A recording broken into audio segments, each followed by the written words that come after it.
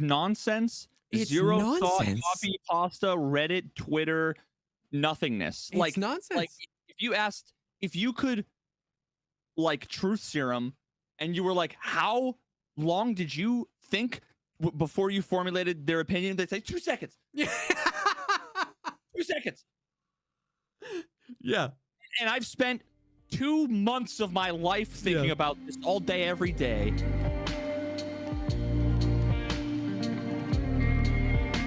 What's up, everyone? Welcome to the podcast. We're so dedicated to talk about all the progress things in life, like music, content creation, and video games. I'm one of your co-hosts, Jessica Sam.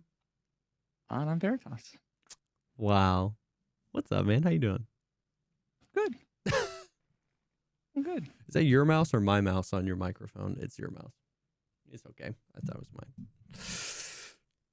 mine. Whoops. Oh, how you been, man? How's your week? Good. I'm casually unwrapping myself with my audio cable. Sorry, I was engaging in my own personal sort of S&M. But yeah, no, things have been good. I've been playing a lot of Arena. I've been going hard on Arena. I've been seeing that. Having fun. Lots of misery. Well, of course. The fun kind of misery, not like the misery kind of misery. At least enough. Tarkov's always been a little bit of that, right? Even at its best, but at least it's enough that like at the end of the day you feel like you had fun. Yep. You know what I mean? Yeah. That's good. I will say I haven't, obviously because of the wipe, I haven't been I just haven't seen a lot of Arena stuff. But like just lurking in your chat for 10 seconds before the podcast started, seeing you, I assume you are on an alt account, seeing you on that M4 kit, you shot for 1 second and I got hard at how good the recoil was. Like, I just haven't seen a lot of those builds, you know what I mean? And no real human would ever build that in Tarkov, so I just haven't seen some of those builds. And dude, I was like, damn. So I still haven't played Arena with the new recoil, but just seeing that one clip of that one kit, because that's such a classic example of like, if you were to build a gun to showcase how bad the old recoil system is, you take a stock M4, put a 100-round mag in it, and just a canted sight, and you'd be like, shoot this, and you'd be like, yeah. So to see you just like beam with it, dude, I was like, oh damn. Yeah. The only downside with it though is a bunch of the guns suffer from the same issue, which is they have like the blast mitigation device compensated stuff that just amplifies. So like what it feels like to shoot it, first of all, it's got 100-round mags of like the LLRN, PLM, QRS, RRLLP, whatever. Which has 11 pen and I don't know, 70 or 80 damage or whatever. It has enough bouncy, enough of a bounce. It's not a laser beam. No, it definitely no. can be tough, to control sometimes. But the muzzle flash with every bullet, it's almost like I see it. Yeah. I'm playing the game at 60 FPS, but I'm blinded for every odd frame. It's like a really fast version of at the doctor. Do you like this one or this one? This one or this one? This one. And every other frame is just flash, and then every other frame is like every other frame you get peppered with the same bullet from the opposing M4 guy shooting you like this that hits you in the chest and makes your vision go pure blur. So it's just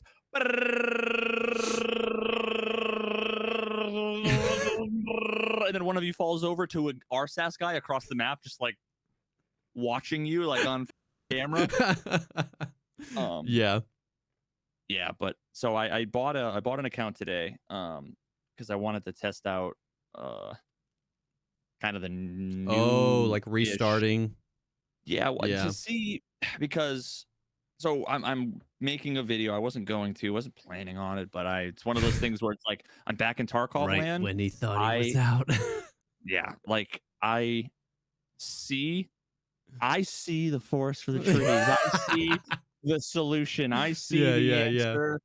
And there's just so much garbage conversation around matchmaking, progression, a whole bunch of stuff. It's the same it's the same, like, well, why don't they just, ban the cheaters as like a solution, the most obvious, like, ugh. Yeah. So, and I'm sick of explaining 8 billion times. So I'm like, all right, fine, I'm gonna make a video. Classic. Yeah.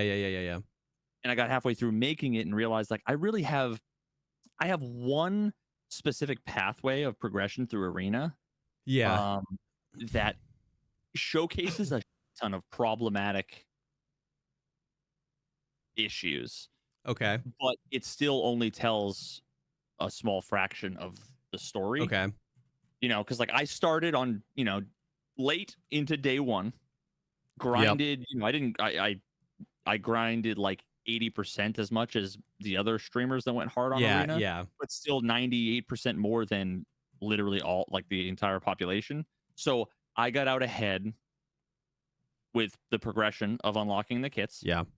And while doing that, raised, my ARP, which is your rating, arena rating points, which I just refer to as ELO, which is like the chess rating. I just call it ELO because it's easier. Yeah. Your default ELO is 1500. I got up to approaching 3000. Yeah. And a few times in there, I think we were playing together on like day 3. Remember, I decided to switch it up. I went over to Marksman. Yeah. And then we were just facing, like, alternating between like Landmark's team and then like Rengar's team and then like Smitty's. It was just like non-stop. For 6 hours I didn't get any kills, cut my KD in half, so I experienced that. And then I went and leveled up a couple other kits, got the Val kit, whatever, got the G28, which is like another really good kit, and both of those are like super viable. With their own, minor frustrations, but then again, like, all of the kits have something. Have something that's, which, people would say it was balanced, but you can have balance without being annoying. And I think a lot of the, like, the Val, I can't 1v3 because it jams before the second mag is up. Yeah. So it's like, that's a really frustrating thing. And that, like, if I just had an MPX with 50 round mags of PvP, I could, like, 1v3. Yeah. But so then they went and tweaked the matchmaking, because before it was just based on your elo. Yeah. And then they made the adjustment that the community wanted them to make. This was the, why don't they just do X? Yeah. And then they went and did X. And like I had predicted, it would be insufficient. Where basically now, so what everybody wanted was for them to require you choose your gear before queuing. Yeah. And then use gear score to help match. And then use gear score to help matchmaking. And that was like, why don't they just do that? And so they didn't do that, because that would actually change a lot. Because first of all, like, you choose your gear based on the map you're playing. You don't know what map you're playing until the queue tells you. Yeah, it's all So if they were to do that, they'd be kneecapping the matchmaking, because then you'd say, I want to progress Marksman, so I'm only going to queue on Bowl or Sawmill. Whereas normally you're like, I've got 2 kits I could work on, so I'm just going to queue all the maps and I'll get into it. And that makes matchmaking better, because there's more people. You want as many people in the queue as possible so that everybody gets in, whatever. And there's a bunch of other issues that I'm going to talk about in the video. But so they didn't do that. What they did was, effectively, they were vague about it. But basically, they were going to take into consideration, like, your recent gear that you used from the past few rounds of Arena. Someone says, like, some people say the last game, some people say the last 3, some people say the last 5 or 10. Everybody hits like a number where they're like, dude, it was 7, everything changed. as if matchmaking is so consistent that you can just, and lo and behold, it's exactly like it was before. Yeah. Because what we have right now is, we've got people with 2,000, 3,000 point differences in their elo queued together. One of them is a high elo guy who's ranking up a new class. Another one is a mid-tier guy who's on the last tier class, and then there's a newbie with them. And the game's like, I don't know, maybe I don't know what it does, but for all intents and purposes, it seems indistinguishable from just like averaging it. So what you end up with is like a tier 3 guy who can't compete with the other tier 4 guy and the tier 6 guy. Yeah. Put against a team of tier 5s. Yeah. So it's like, it used to be you would have people like, if you part of the frustration was, it used to be you'd have people around your skill level but with much higher gear. And now, in addition to that, you can just also get into a situation where you have people at your same gear at a much higher skill level. I don't know. Like, because if someone's got 2000 ARP and they're working on a new kit, and then this person just unlocked this kit and he's been working on it, the gear score averages out, and then that's interesting. I was going to ask how that's been feeling. It's really kind of complicated because what you have is the ARP is a fundamentally flawed number for a bunch of different reasons. So the rating isn't fair or accurate. Yes. On one hand. Yeah. And then the gear score is also not really properly an accurate representation. There are 2 gears that have MPs of 600. Yeah. That are drastically different. Like drastically different. Like the last tier class has like the SVT. Yeah. Which is like a stick gun. But if you have like a thick helmet with no face shield and a thick armor and a SVT, which is just iron sights. Yeah. Competing against a long foul with like an EOTech, a laser, M62, grenades, a helmet, headphones, like they're not the same power level. No. Yeah.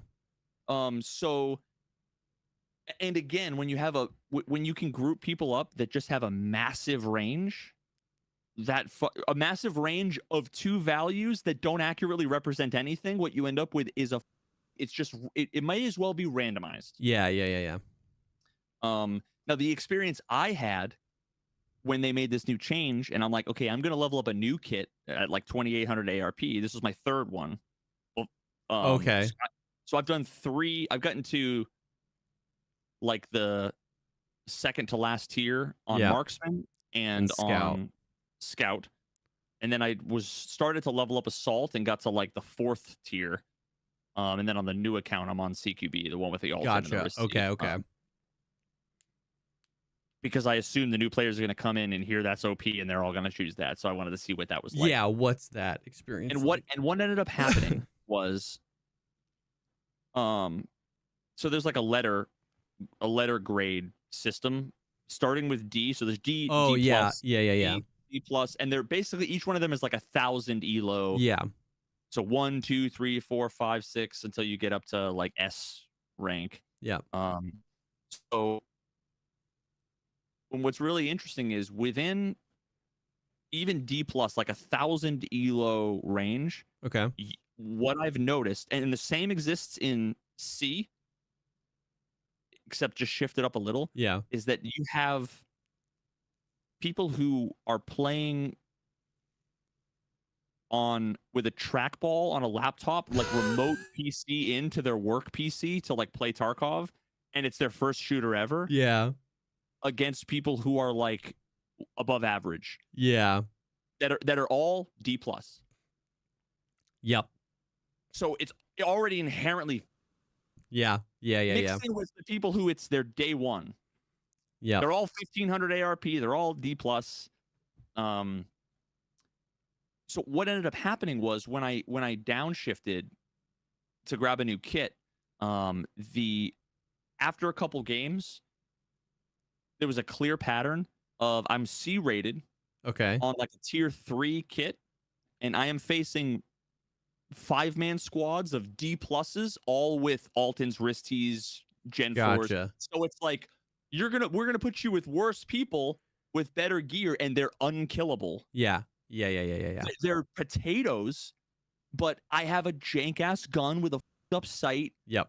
In the muzzle flash and whatever, and they have just like guns that don't have any recoil. Yeah. With nice clear EOTechs and AP ammo, and lasers and grenades. Yep. And contacts. Yeah. You know, so it's like, and that sucks, dude. It sucks to lose to people who you know you're better than. And where then it's a clear gear diff. That continues the cycle of you being improperly rated right? Like because I start downgrading. Yeah, because you start downgrading, and then you continue. Like, let's say for you dipped down back into D plus. Now you're that guy where like your skill level is way above average, and you might on your way down, you're down ranking your elo because you're losing. Then you finally get enough XP and you unlock the kit you're going for. Now you're D plus with the kit you were going for, and you're just slaying.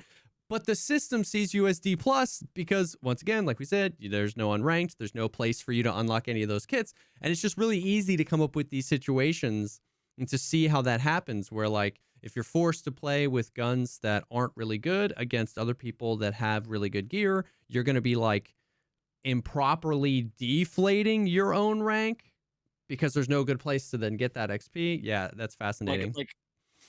And it also comes down to like lower skilled players play weird and unpredictable in weird ways, and anybody who's ever played like even casual competitive CS or any of those types of games will know. Playing against a bunch of silvers, you're like, what the f is going on? Like why are they all crawling on their stomachs? Like, what's going on? Yeah. But like, and what makes me feel, because I start to feel like insane when there was a couple games today where I went like 2-4 against like people who I know had their monitors off. You know what I mean? But they had like the MP9 with a nice dot shooting AP, and there's no recoil. Yeah. And I'm like struggling with a no stock, no whatever AK with iron sights. Yeah. Or even the dot that like blocks a third of the screen while you're because a bunch of the dudes that are like top 10, top 5, like there's a guy Trex, Degeki, and a few other people that like they're probably like 3-4 on the leaderboard. Oh damn. Like the top rated folks. I played with like them and a few other people who are like, they're like serious. They've got calms, call outs, everything. Really, they're not like, it's not like it's Virtus Pro or anything. For sure.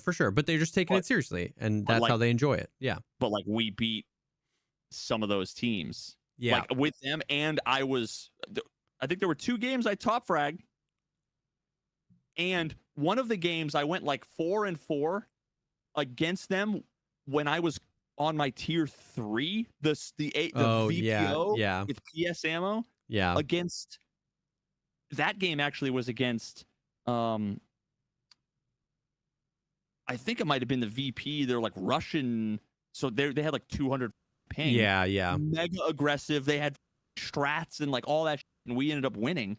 And it was like, it's so crazy how with good gear I can compete. They're better than me by all means. For sure, yeah. But I can compete with some of the best players in the world and hold my own. And then yet you give me a tier 2 kit against a tier 4 bot, and I go negative. Yeah. It just goes to show you how much the gear. It's like driving a car sure. where there's no steering wheel. Yeah. How good is Ken Block gonna race the Subaru if he has to hold on to the steering wheel shaft and shift? Yeah.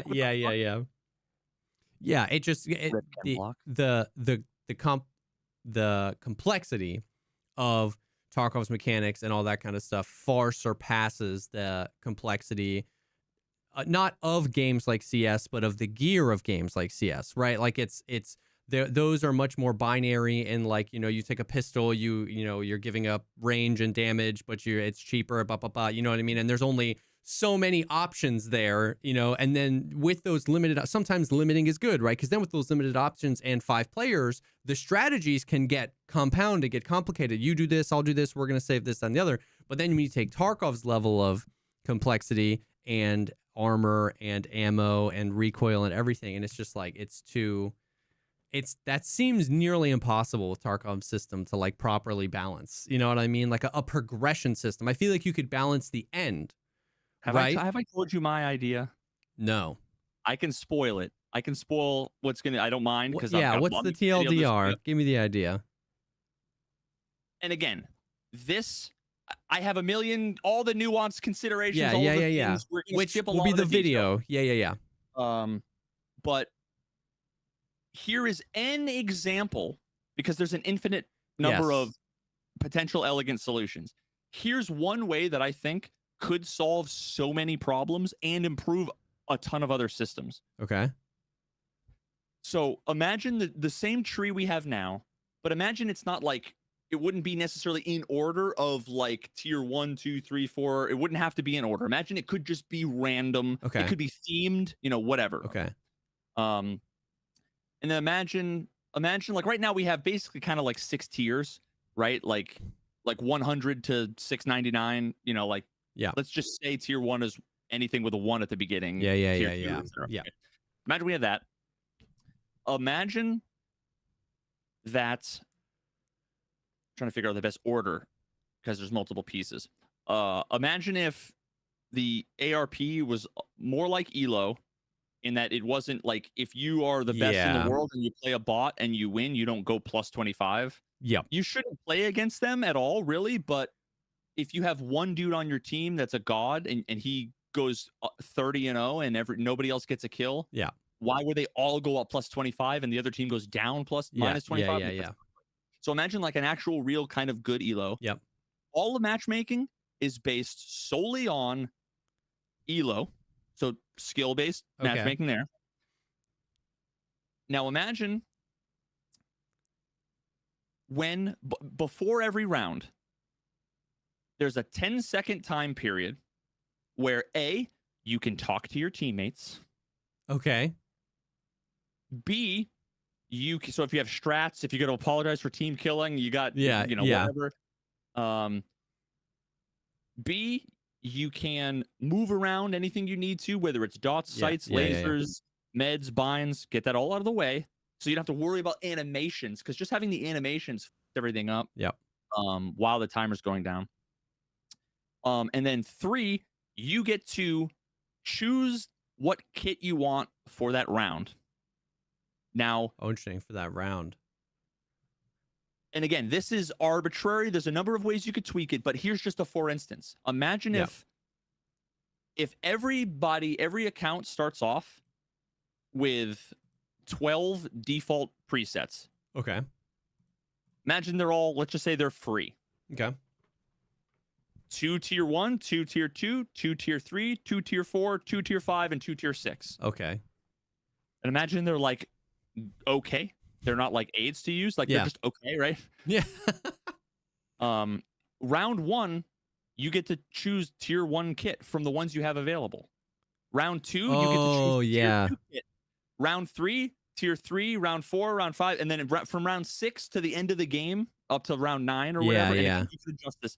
Then you get to choose. It's unlimited. You can choose whatever you want. Maybe if you're really good and you want to fuck with them, you tier 1 the whole time. If Yeah. But so then imagine you could specify, like, these are my auto picks. I'm always going to use these. These are what I'm going to use. So during that period of time, you can just autopilot, talk to your teammates, move stuff around, do whatever you got to do. But so that the result of that is similar to like the CS:GO like buy phase, in that you have a pistol round on the first round. The second round is like an SMG round. Yeah. Every round after that is like rifles and whatever. Yeah. What that solves a few different things. And before I say what all of the things it solves, so you earn XP in the game based on performance, you win, whatever. And that XP, imagine that XP is a currency, and you can just go to wherever in the tree and unlock whatever you want. So imagine you're like, I've been struggling with, I don't like this pistol kit I have. What's a cool pistol kit? You look at the tree, you look at all, I really like that one. You just go unlock that one. Incentive to spend money on even the XP. You spend the XP on even lower tier kits, because if you're like, man, I always go 0 on round 1. Round 2, I'm comfortable. Round 3, I'm comfortable, and I'm working on a nice round 5 kit. But in the meantime, I'm gonna buy this other pistol kit. I really don't go well round 1 with this tier 1 kit. Yeah, And now your progression, because right now the problem is you play on one thing. I have the breakdown. In order to get a tier 2 kit, is 20,000 XP. So assume right now it's about 20 minutes for a game from queue to the end. 20 minutes for a match. If you are average 50% win rate, average performance about 6,000 XP. It takes an hour to get your first tier 2 kit, 3 hours to get tier 3, 8 hours to play on your tier 3 that you hate to get your tier 4, 16 hours to get your tier 5, 16 hours of gameplay on a kit you hate that you're forced to use every round, every game. 22 hours to get the tier 6 kit. 22 hours with a kit you might hate just to get another kit that might be better. Whereas now, no matter what you do, you're not like your kit doesn't determine what you're making progress on. It's just progress. You're just getting progress, and then you get to decide where you're strong, where you're weak, what you want to try, what you want to avoid. Yeah, that'd be fascinating. And because it's similar to the buy phase, but you're not actually spending the currency. You're not actually like you're not losing anything when you die. It's just you're restricted to only tier 1. So like you said, you could do tier 1 kits all the way through if you wanted to mess. So basically each round unlocks the next tier of available. If you really don't like your tier 2 kits, you just want to use your tier 1s, you can do that in round 2. That'd be super interesting. I feel like and it would be gear diversity. It removes the feeling bad of just dying to, what was it? To Penis Man's, grenade every round, or to this guy's Alton every round. You know what I mean? At least. And it adds diversity. Yeah. It also creates a much more complicated meta and strategy. Whereas, like, I've been seeing Degeki and all these crazy good players running around with the wristy foul, and that's cool and all. I want to see them rock a pistol against other good players with or a pistol. Or an SKS in round 2. Right? Like, so you have to be good with a diverse amount of gear, which is also really good. Because right now, and I have a little snippet from Nikita that I'll play after this, and then we can move on to the normal Tarkov stuff. No, but like that makes you a more well-rounded player in the game. Yes. You get so much more experience with stuff, and it inherently balances everything. This whole idea that you have to choose your gear before you matchmake, it's so restricting. And still you have 9 rounds where you are using the same thing against people using the same thing. Sometimes you choose the wrong thing against the wrong people, and the game is over. And that's what I like about that, especially for ranked, because like the whole idea of rank is like, see how you stack up. Are you a player that can be put in multiple situations and excel? And I like it also solves, this wasn't a problem, but this was feedback a lot of people gave, which is, I wish I could choose a different kit every round, or people were like, that might be OP, but if I could get one switch, because once again, the types of things you want to encourage in a game like this is, what we just talked about, which is like gear diversity. It would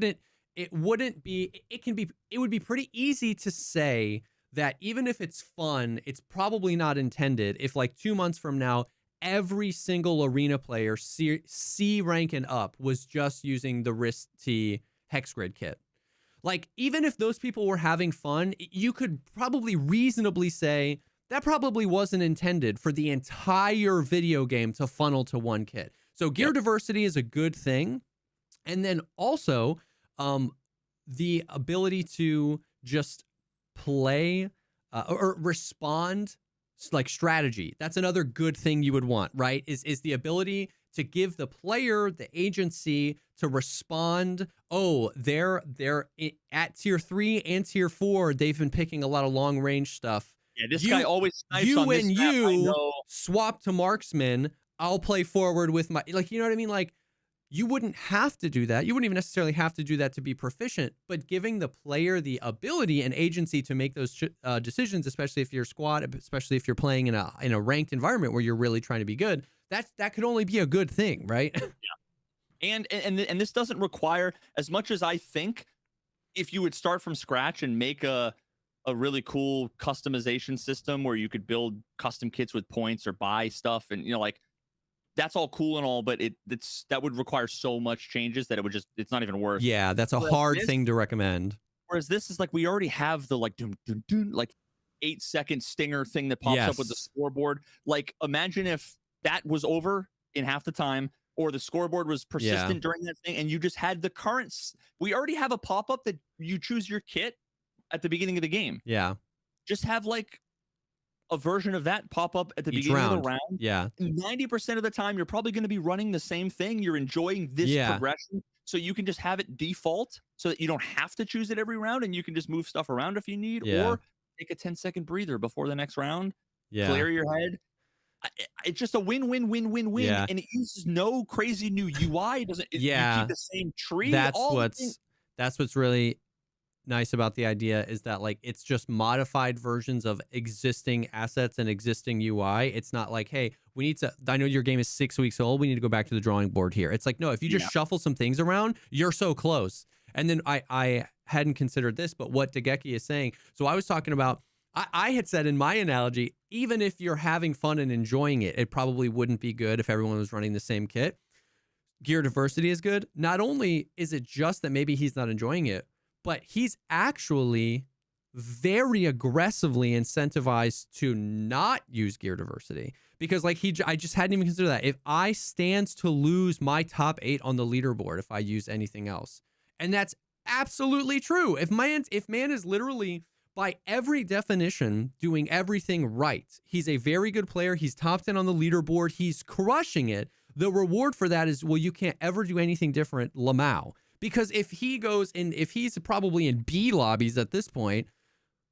No, A lobbies. We were in A lobbies. That's insane. So if he's in A lobbies and he goes, well, I want to try Assault, and I've got a no butt stock iron sight canted thing with no optic on it, EKO 366 AK, it's GG's for his rank, right? And so it's like, it feels like, once again, we're not trying to like just on BSG. It's just like, what is the game incentivizing the player to do? What is it de-incentivizing the player to do? Is the game rewarding you for being good at the game, or is the game kind of hurting you for being good at the game? And that's just a fascinating perspective, because I'm not top 10 on the leaderboard. I stand to lose nothing. I'm still C ranked or D. I don't even know, because I didn't care. But like his reward for being a top 10 player in the world is just like, GG, I hope you like that kit forever. And that just feels, that doesn't feel like the right thing, right? Yeah, no, I literally, I switched. I switched, and for 6.5 hours, I didn't win a game. Yeah, I did that for 3 hours. I couldn't take it after 3 hours. Yeah, and that's I've done that 3 times. Yeah. I played for 6 to 10 hours with the inability to win a game. Now, again, people can say skill issue. Yeah, but you put me against 5,000 ELO players, and I go 6-4 in a match. Yeah. And I'm like a competent team member. Again, I'm the worst person on the team, but but you can hold your own. Yeah. And here I am with a 50% win rate at 1,600 ARP. So how meaningful is your ARP, bro? When exactly. So that feels like I like that. That feels like an elegant solution that's workable. Now, real quick, in preparation for this whole thing, I wanted to get Nikita's perspective, because I had asked, you get enough people that were basically like, Tarkov, competitive, esport, hardcore, realism, is supposed to be blah, blah, blah, all this stuff, right? Yeah. And I'm like, all right, let's not go 7 years without asking Nikita what his vision is. Let's ask him right now. I was like, what's your dream vision for like an ideal normal casual player's day-to-day experience? Like, where do you see them in arena playing the game? Like, what's the point? Fascinating. Okay. And I'm gonna play that. And I asked him, and he said I could. I'm gonna play that now. Typical day-to-day arena player experience. So first of all, the general idea was to create something in between, just for players to have some fun, as I said like many times. But still, it's kind of, I don't know, like kind of tool, I guess, or something to train. So arena designed as for training purposes. So you play arena, you train to fight and everything, and you get good in the EFT eventually. So it's the first thing. Like, so first type of player is just to play arena on a daily basis and get good in EFT. The second thing is for those who are struggling so hard in EFT and maybe, I don't know, don't like the gameplay, like you lose everything kind of gameplay. he just want to have some fun with the mechanics of EFT. So that's the game for him. So this is another type of player who wants to play the competitive shooters, like multiplayer shooters and everything. So it's the second one. The third one, I guess, something else. But most of all, like these two types, we initially designed everything around these two types of players. So it mostly fun, of course. Like the arena gives you fun. That's like the first reason. And the second thing is you are getting trained, getting prepared for the EFT. So they designed to go together. Even if you can buy the arena itself like separately, it's still designed to be the whole game, the EFT and arena, just to have like this combined experience and to add fun in the EFT mechanics, in the EFT like game itself. So something like that. Man.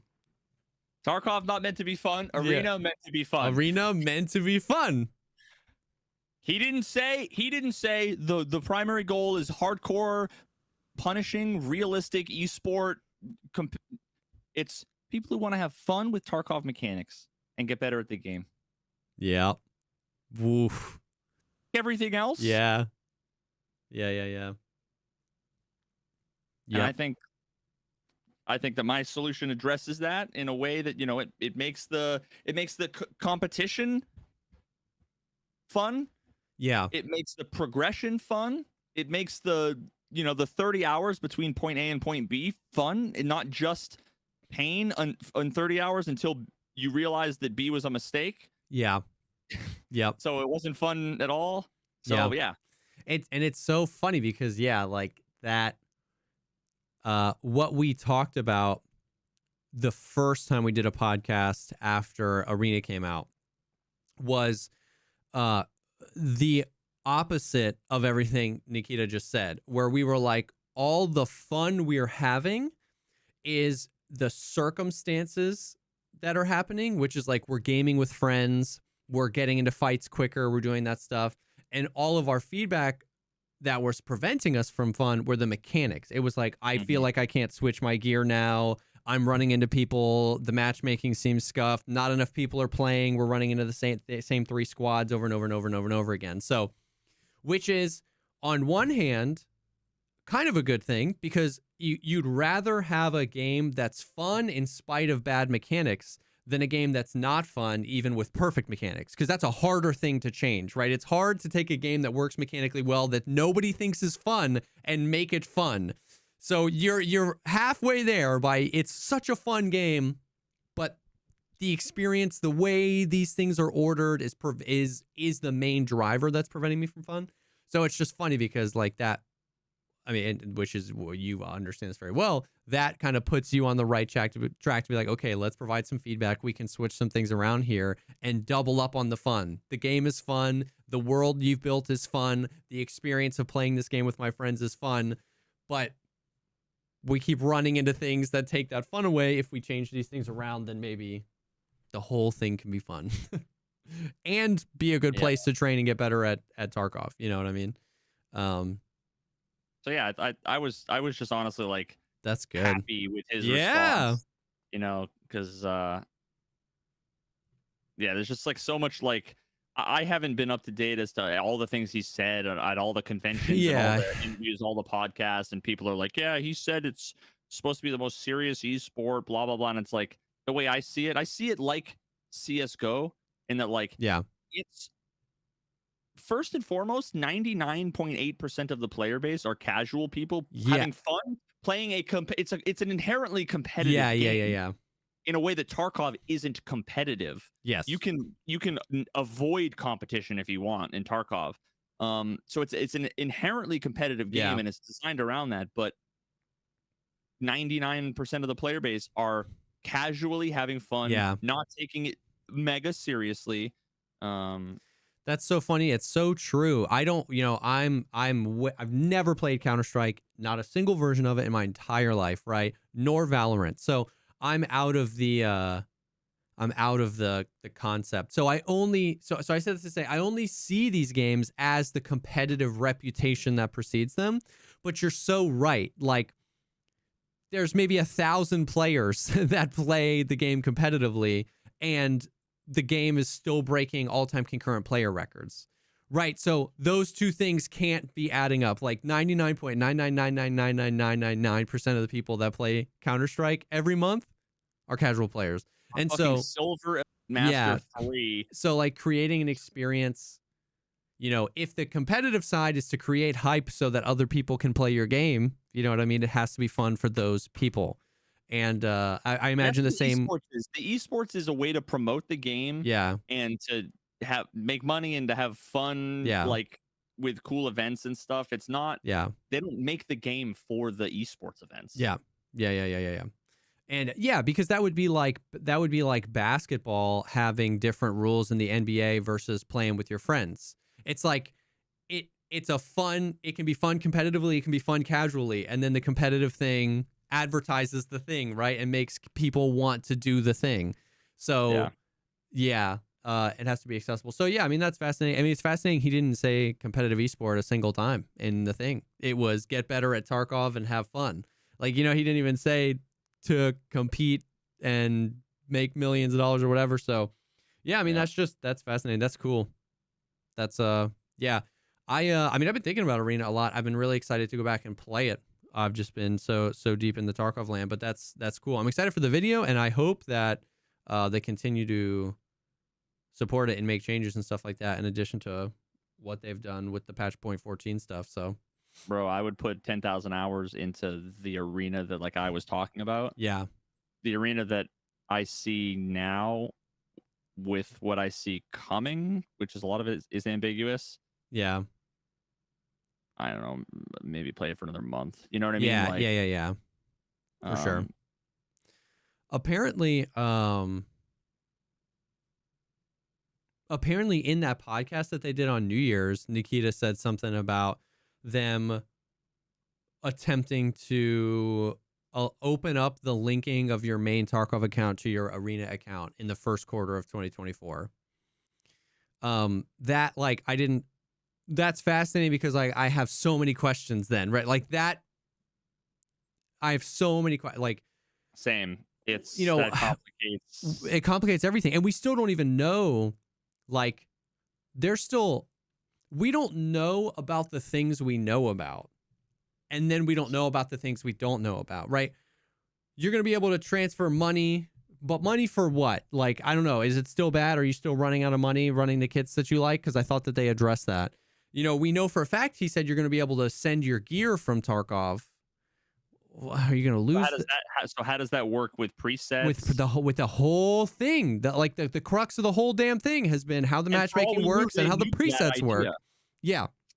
You know, they just haven't talked about it since then. Yeah, and then we know about like finding presets in Tarkov that then unlock an Arena. You know what I mean? So does that mean that like a Timmy could find the Arena version of a red key card and just unlock a Risty Zabralo kit, even though he hasn't put in the XP? Like, what does that mean? So we don't even know about these things we know about. And then there's like, okay, well, does that mean you're going to open up unranked as well? Like, are you going to open up these other game modes? Lots of questions there. I thought it was worth interesting. Oh yeah, and then there was the whole thing that like a week ago or 2 weeks ago or whatever, when I was playing, apparently the rumor mill was like all the kits, the whole kit progression system that you're interacting with is meant for unranked. Yeah. And there was that rumor. I don't know if that was ever confirmed, but it was like, we're testing the ranked system and we're testing the unranked kits, and we just smashed it together into ranked. What the hell does that mean? And how does that then also influence?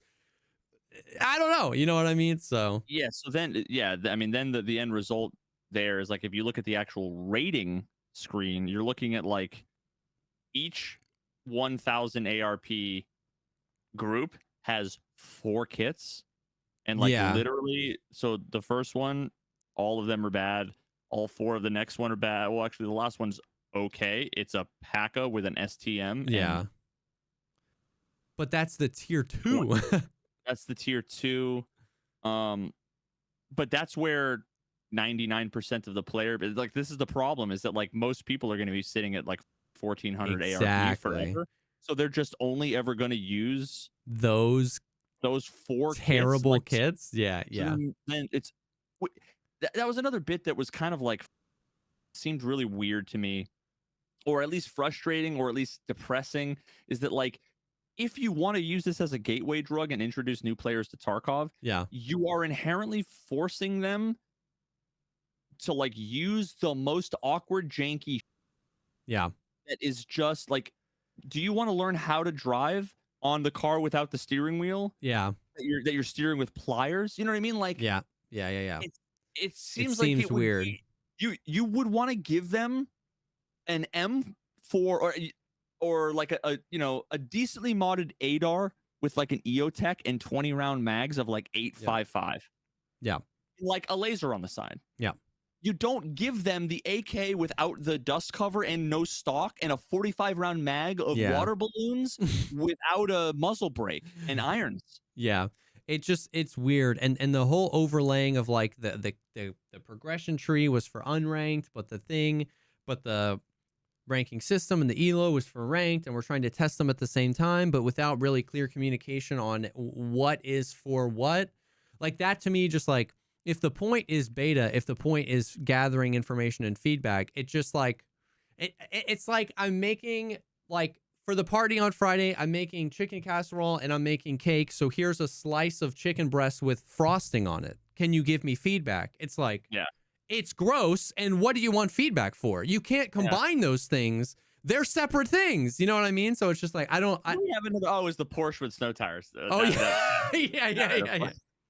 So it's like, I just don't, what am I doing? What are we doing? Like, you know what I mean? So I don't know. And that's kind of also like a little bit slightly disheartening. And it's what made me like second guess making this video, because it's like, I'm sure they've already been redesigning and tweaking and balancing things behind the scenes and have changes planned. I don't know about all of those. I'm about to propose changes to a system I don't know. Like, there's so many moving parts. It's a moving target. We don't know what we're testing. And so like, I'm just worried that like, I think the biggest likelihood of it failing, of my like idea failing to do anything, is if there's just already enough. If they've already redesigned 17 new kits, they've already done a bunch of balancing to make the Alton and Risk-T kits a little bit better and whatever. It's like they've already put all the band-aids all over the place, and here I am with like some gauze. But that may be true, but there will never be a better time. Right? You know what I mean? It's like this will be the part of Arena's history. It has the fewest band-aids. It may be one band-aid too many, and they might be like, I wish you'd made the video sooner, but you can't have, you know what I mean? And so it's like, shoot the shot, and there will never be less band-aids than there are right now. It's whether or not I have any confidence that I'm too late. I get that. I do. Anyway, so that's Arena. I've been having so much fun. I had the most fun. I had the most fun playing with the 3 or 4 of the top 10 players against the other top players. And it's a lot, dude. It's like sensory overload for me because I play solo. You know, and literally the entire game is he's left, he's over there. There's like 5 people all in comms, like, oh god, you know, like but you know, I'm getting a little bit better with it, and it's making me a better player playing against good people with good people. Playing starting up this new account, I have a list of like with check marks of the number of times where, and it's like in the first 10 games, 60% of them were filled with racist names, team killing in spawn. There were 0. It took me 16 games to have 1 call out from a teammate. And they all play like bots. Nobody gives a and so it's like, I made the metaphor earlier. I feel like there's parallels here, and this would be like a video essay talking about like matchmaking systems in different games and how like you have an elo hell, to where like with like education and like poverty and like economics around how like if you just grew up in like a middle class neighborhood and you like have a college degree in literally anything, how that's like you have a tier 4 kit and you played CS:GO for a couple of years. So you can get out of that hell, whereas if you didn't, you are stuck being if poor you're in new to poverty. Tarkov and you don't have any friends to play with, you're just You'll never get out of the racist, toxic, not fun hell. damn, yeah. And that sucks for Tarkov and for Arena. Yeah. Damn. Yep. Well, hopefully they figure it out. Dude, Indeed. if I'm reaching that 1 foot, grabbing a drink. You keep talking. Oh my God, stalling. I hope he can still hear me, because what I was going to say, oh, he's plugging it back in. What I was going to say is after like a few months of you going crazy in Arena with some squads, like some people that dude, one day, then we'll hop into Tarkov and do duos. Because that was always the thing when you would hop in with like me and Seal or me and Desmond, you're just like not used to having call outs. You see a guy over there, you don't have to describe it. Your eyes go, he's over there, and you would just shoot him. You know what I mean? It's like that now you'll be in that like squad mentality and we'll just dominate Tarkov. Maybe. Maybe. I was like, I have no reason to, if they fix Arena, I have no reason to open Escape from Tarkov ever again. And I kind of get it. True and real. I kind of get it. I do. It's just straight up. It's the best, but like it really is. What I loved about Tarkov was it was when I'm like in Mark's room and I hear fucking 3 sets of foot, and I'm like, this is what I've been spending 4 hours waiting for. Yeah. You know, and then it's like you get one tap through the wall from the guy you didn't hear, and it's like, you know, at least it's like, which is why Peak Veritas was like early labs, because it was like the Thunderdome. It was pretty quick queues. It was small maps. It was quick into PvP. The sound was good, and the sound was better, and the recoil was better. I mean, not than it is now, but back in 11.7 versus like 12, and so I get it. And that sound in Arena is worse than Tarkov, by the way. It's worse than Tarkov, dude. I was saying, yeah, it's poo poo caca. But yeah, I think I'll always have a place for the two. Like I'm the guy that just. I'm constantly getting in trouble, like, not in trouble. I'm constantly being asked, like, towards the end of the wife, like, dude, why are you looting? Why are you doing this? And it's like, I don't know. It's just fun. Like, I don't think I could ever fully commit to like Arena, because I just love the finding the rare thing. Now, that experience is kneecapped by the fact that I had 150 million rubles, thick cases full of gear. It was like the fear was gone. But I still enjoyed the process of looting and that experience of it. The concept of like, I'm taking something from you. Like you had a thermal, it's mine now. You know what I mean? And so, oh, wait, I had something super important that I think is like a relevant epiphany. Yeah. So it used to be back in the day, for one or more reasons, you could have a scav and a Makarov. Yeah, and you could take down the fast MT fort guy, you know, because of a million different things. Okay.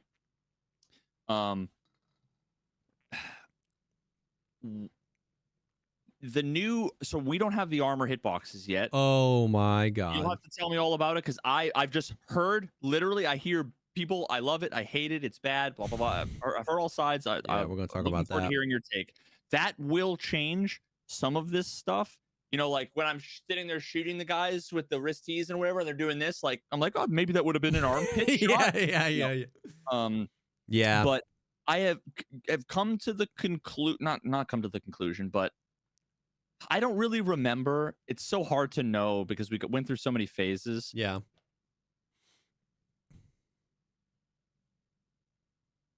If you were to ask me now, about Tarkov a couple months ago, before the new armor update, maybe the last year of Tarkov,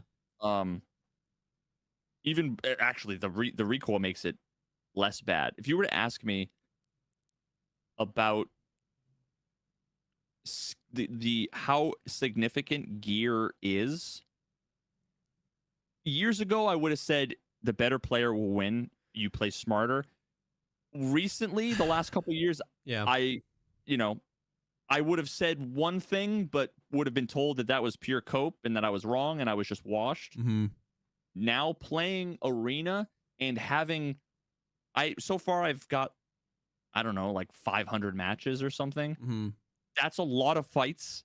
Yeah. That's more fights than anyone that people are going to have this wipe. Yeah. An entire wipe 500 matches. Let's assume each match is 7 rounds. That's what 500, 3,500 large scale PvP fights because each round isn't a 1v1. So 3,500 multi-person PvP fights, right? That's more than a lot of people. That's more than most people get this entire wipe.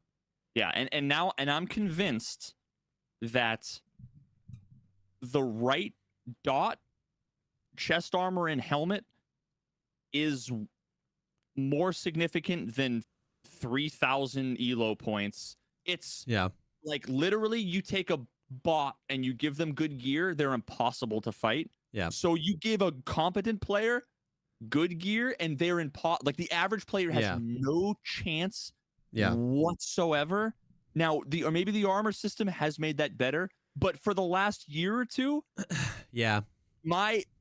judging the last year or two that I literally have like PTSD out of my brain and also took like almost a year off. Yeah. Knowing what we know in arena, they never stood a chance.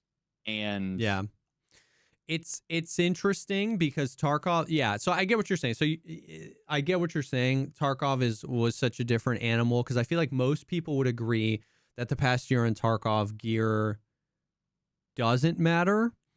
And a lot of that, like the difference in arena, right, is you don't get to choose your gear. You just get to choose your like life journey, right? I'm assault, I'm CQB, I'm whatever. I think a lot of the stuff that shifted Tarkov into like nothing matters is the I'm gonna get in trouble for this. It's just like stuff like, so the past few wipes, or the past wipe, it was the SVT. It's like you can get a gun. It's just in a universe where there's a bullet that you can buy. This is an exaggeration. This isn't the AVT, but in a universe where at level 1 proper, there's a bullet that you can buy that's 99 pen and 99 damage. Mm-hmm. Gear's meaningless, right? Just instantly. Like there's no class 9 armors. There's close. So if there's a scale and on one of the multiverses, proper sells a round that fits any gun, that's 99 pen and 99 damage.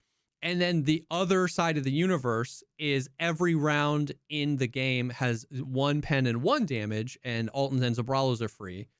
We were, over the years, progressively inching towards the proper universe, where just there were more guns and more really strong ammos available really cheap. And the justification from a lot of the players is that it's in a bad gun. Like the Vepr Hunter's not that good. It's not full auto. You know, the SVT's not that good. It's not full auto, even though the AVT was full auto. You can't mod it. You can't put scopes on it.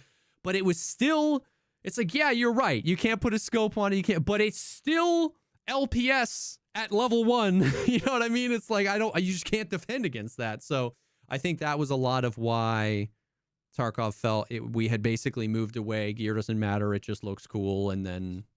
So how much, and this is me, because I'm trying to see things, especially, you know, I just played 21 matches at like 1,500 elos, seeing, I mean, there's no way to say it without sounding like a dick, but like the beginning, I mean, they're just bad, dude. Yeah. Like, it's like, it's totally reasonable. These are like human beings with like jobs. Yeah, and exactly. Shit. They're maybe like, just got into Tarkov for the first time. Yeah, exactly. Or they're new to shooters, or you know, they're just getting used to the awkward movement. Maybe their keybinds are, but like, they don't know their ass from their elbow. No. If you put me out on an ice hockey ring and I'm objectively horrid at it, right? I've just never done it before. Like, so if you think about what I don't know this. But assuming that like the average Tarkov player is closer to that than they are to you. Yeah. They probably aren't the ones who are buying the SVT or the AVT from Prapor, loading it up and going and taking down Landmark when he's they're the ones that just have their scav gear that are hiding in a corner that you either never come across or you run up, see them, shoot them, go, what the fuck was he doing? Loot them and forget they existed. Because you're gonna get one tapped by the guy who's probably average or slightly above average, who might be playing slow, might be ratting. And so I just wonder, how much of that is like survivorship bias is like a huge thing, right? Or the maybe the opposite of that in Tarkov, where it's like, you know, I could have played 100 raids, died 10 times, but 9 of my 10 deaths were to SVTs. I feel like I died to SVTs all the time. But it's like you survived 90 raids. You know what I mean? So it's like maybe it's not bad as you think. So I totally get that there's going to be that bias there. Yeah, maybe I plow down 11 Timmies and then die to the guy with the SVT, and I'm like, everybody's got SVTs. But it's like, well, you just kill 8 people with Berettas. You know what I mean? So there definitely might be some of that there. But what I think was happening in Tarkov was all of those people. Because in Arena, right, if you have a bad experience, you either choose not to play or you just power through until you get a better kit, right? Like, because you're always getting XP. In Tarkov, you get down to 300 rubles and you finally go, well, I'm just going to go watch you either stop playing or you go, I'm finally going to watch a YouTube video. And then all the YouTube videos say go buy the SVT. So I think it pushes people into that if they decide to remain in the game. You know what I mean? It pushes people into that to survive. You just think about, like, there's like the one of the tier 2 kits is like the AKS 74. With it's got like a class 3 rig, 45 round mags filled with T. It's got a light, it's got a dot. It's a neat little shorty gun. I think a lot of new players would be happy to have that.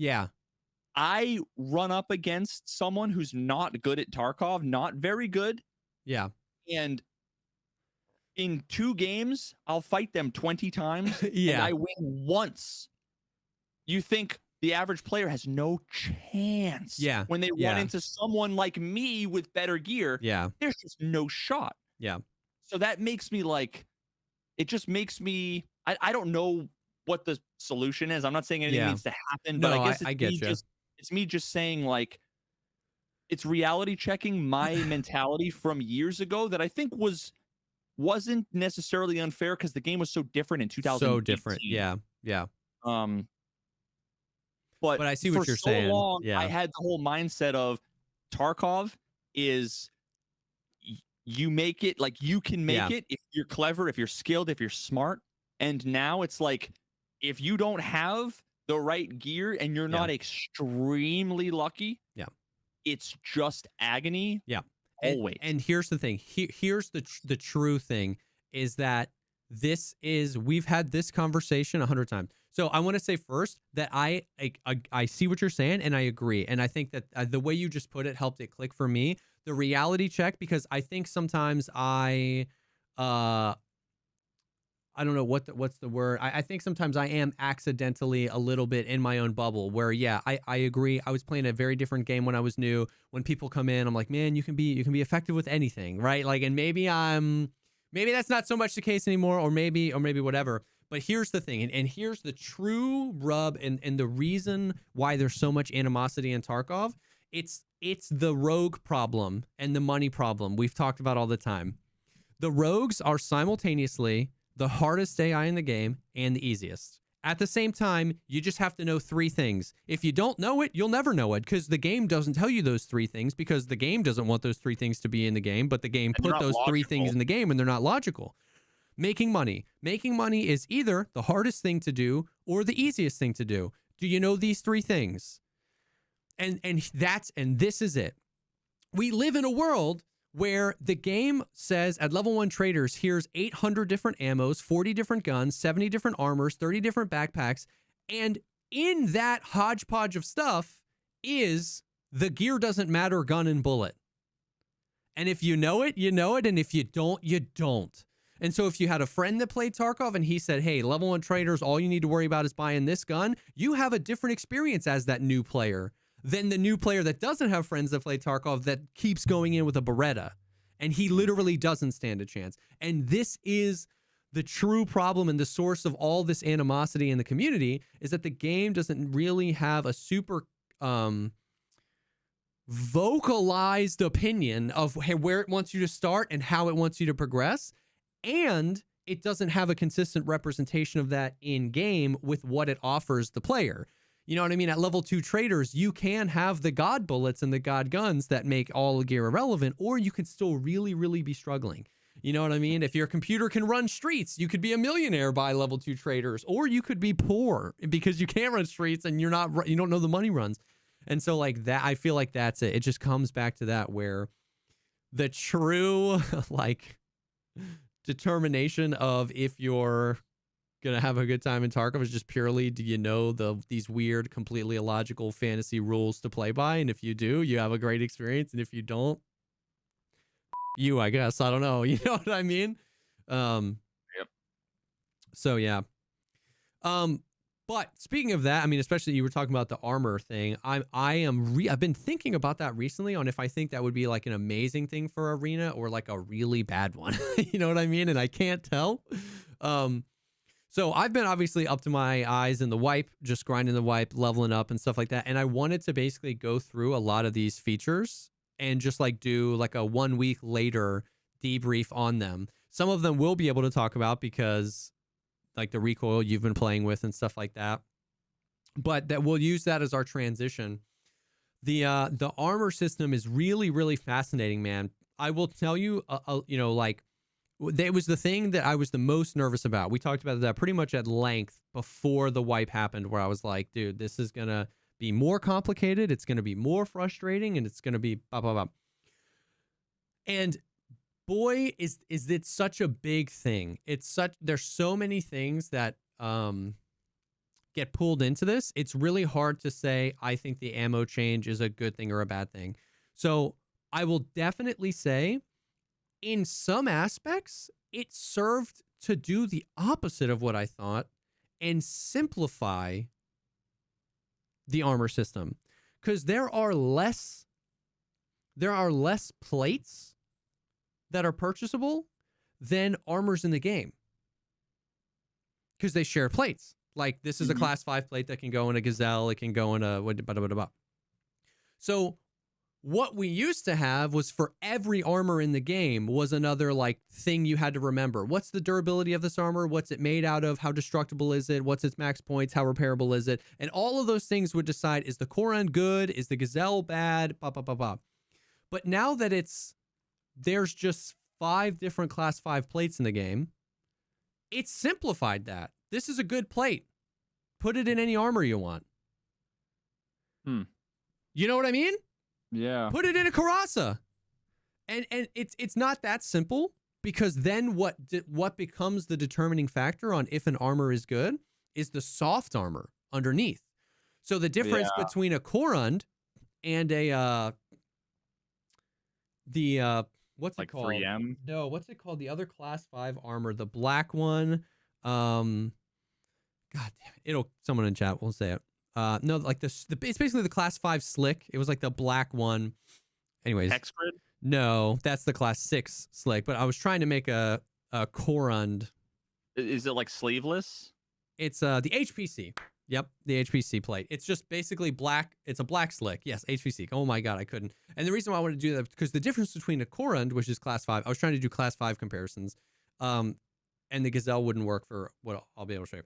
The difference between a Korund now and an HPC, they both have class 5 plates. And by the way, of those class 5 plates, you can get like ceramic ones or air. So you can get class 5 plates that are classified as light armor and class 5 plates that are classified as heavy armor. There needs to be a lot of testing done on that. And I actually think in theory, I like that choice there. But for all intents and purposes, the difference between now a Korund and a HPC isn't the HPC is infinitely more repairable and the Korund sucks. It's not that the HPC has higher durability and the Korund has lower durability. The difference now is the soft armor underneath. The HPC doesn't have soft armor. It only has a front and a back soft armor. So just below the plates is class 3 or class 2 soft armor. Boom, boom. The Korund, so the soft armor is under the plates? It's under the plates. Yeah. I think, okay. So no. Does that not help like shotgun? I think it does. Sorry. I was talking to Tower the other day. The soft armor in real life is under the plates. I think in Tarkov it represents as in front of the plates. Like you can get shot with buckshot and it'll do damage to your soft armor, but not the plate, which is good. Yeah. I think that's the better way to represent it in a video game. This is still all like, this is complicated, I don't know. But now the difference is, but the Korund has class 2 neck and class 2 groin and side plates, class 2 side plates. And the Korund has slots. It doesn't come with them, but the Korund has slots for you to actually put side armor plates. There's new armor plates that are 1x1. So you can reinforce your side and then also have the side armor. And so I want to know how many times people get shot and they're like, my side armor, yes. Like, dude, how? Yeah, I don't know. We're still trying to figure this out because like they added a bunch of new hitboxes. So like I died the other day and it literally said I died to my left calf. So it's broken up pretty decently. And so because I know that like you get those ballistic glasses when they first came out, and I remember like ricocheting like one bullet once with them and being like, it was worth it, you know, and then it never happened ever again. So it's like, so I don't know, and chat maybe can tell me, is there, if I got shot in the side where a side armor plate would be and I died, would it say chest comma side or thorax comma side? I don't think I've ever seen that, but it seems like that would be important to basically let you know that like, oh, I should have had side armor there, right? Like that's when you get shot if that plate is damaged. Yeah. And you came close to dying. That's a way of knowing the opposite. Yeah, right? yeah. So I'm not sure, but this is I went way long on this point. The armor system is a lot, but one sliver of my concern was that it overcomplicates it. But I hadn't considered that by reducing the amount of armor types in the game to like fewer plates, and then making those plates insertable into most armors, you actually kind of reverse it. And it's a little bit less complicated because then you can just remember, is this plate, the one that Proper 4 sells, a good plate or a bad plate? If it's a good plate, then buy that plate and put it in whatever armor you want, right? And that takes some of that complicated burden of like what armor is good a little bit out of the equation. And is the armor you put it in though, is that still like a really important? No. Well, yes and no. The only difference is the soft armor. So some class 5 armors have level 2 soft armor. Some class 5 armors have level 3 soft armor. And you could imagine with your knowledge, that difference could be pretty significant. Like class 2 soft armor may prevent you from taking some buckshot rounds. Class 3 soft armor might tank a few PST-GZHs out of a PP-19 or an MP5 before it starts damaging your plates. That's pretty valuable, right? So there is nuance to the armors, but it's not in the major armor protection it has. It's more in the soft armor. I've only seen level 2 and 3 soft armor. And then, but secondly, where is that soft armor? I've died 2. I spawned in with Fudge. I ran 10 meters. I heard Swojile 40 meters away, and a scav with a shotgun shot buckshot at me. And 1 pellet or 2 pellets, I guess, hit me in the neck, and it was head, comma, throat. What's the pen of Magnum Buck? If I had a Korund on with neck armor, I don't die there, right? So the soft armor can be basically as important or as unimportant as you want it to be. But the fact that that's the only real difference now between a lot of these armor plates, I don't know. Basically what I'm saying is I thought I'd hate it, and I kind of like it. Okay. Now, the other side of that, and this is what people can't separate, and which is justifiable from the community because they smashed this into the same update. I would have loved them to have added the armor update separate from the updated hitboxes, so we could get feedback on this system first. You know what I mean? Because people are conflating it. People are saying I hate the new armor thing because I keep dying to my armpit, and it's like, oh man, but there's a lot to that. There's a lot. You know what I mean? The plate system, how the armor works. It's a lot separated. I almost feel like they were too closely interrelated. That's the other thing. I would have loved it, but the more I think about separating it, the more I realize like, oh man, but how would you quantify how valuable the side plates were if you didn't know you got shot in the side or XYZ? So I get it. I mean, that and the fact that like they're probably built on the same infrastructural changes around like these are zones and like slots. Yeah. And But in my brain, I see them as different because so I really like a lot of the armor stuff. I like that. I think it'll end up in more diversity. You'll see people in gazelles and Korans and Karasas. People have already put class 6 plates in Karasas. You know what I mean? Effectively making it like a class 6 plate in a Karasa is better than a slick. Because a Karasa has class 2 body armor on your neck, soft armor on your neck and your sides. And a slick doesn't. What about your stomach? I can't remember. The Karasa might. But does that make sense? So like you can already see how you have to subvert your own expectations. Is still like, 50 grand or whatever, or yeah, it's cheap. It's cheap to buy Karasa because it comes with class 3 plates in it. Then you can take those plates out and put class 6 plates in. So like I remember like the last time I was playing, unless I looted it, like I was never buying class 5 or 6 armor ever. I wasn't even really using it because it never felt like it never felt like it did much. It was always mega expensive. Like if I got a slick, like the slicks just sat there. Yeah. At least for the last couple of months I was playing. Yeah. It was like the rat rig would keep me alive more than the slick. It felt like, especially when eating seemed like it was 100%. At like an all-time high. So do you find that like more people and or yourself are, well, maybe not you because you always had a lot of do you find that more people are running around with more, like they're running around more armored, more geared now because of that? Has it made it more cheap or accessible or no? Too early to tell. I think it's made it more accessible.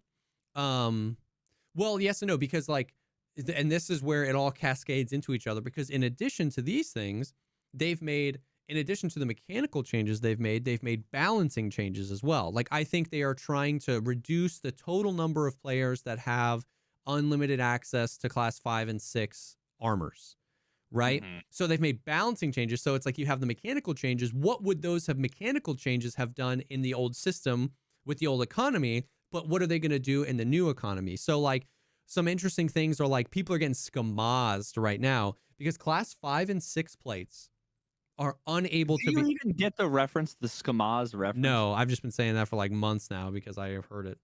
It was an old Hearthstone streamer. Oh, okay. People have been getting scammed out the wazoo because you can't sell, and they said this in the patch notes, you can't sell class 5 or 6 plates on the flea, which I think is good. Yeah. But you can sell all plate carriers on the flea. So people are buying hex grids with no plates in them for 500,000 rubles because it's a hex grid. But it'll tell you the durability because there's durability of the soft armor. It'll say 120 out of 120. But they did BSG, to their credit, they put a new UI element next to the durability. It will say 0 out of 4. And that means 0. There are 0 plates in this out of 4 places you can put plates. And a lot of people are probably like, oh, I have an armor repair kit. So. Exactly. So people are getting, but it opens up some really interesting things. Veritas, imagine this, right?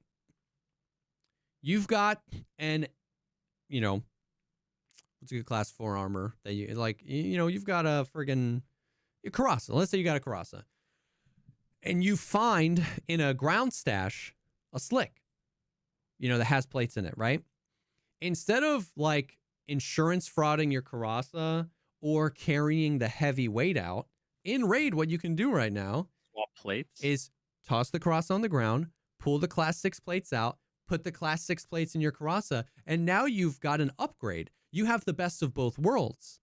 That Karasa with class 6 plates is better than the slick with class 6 plates because it has soft armor that covers other things. And you didn't have to then say, well, I need to leave this raid to get this slick back to my stash.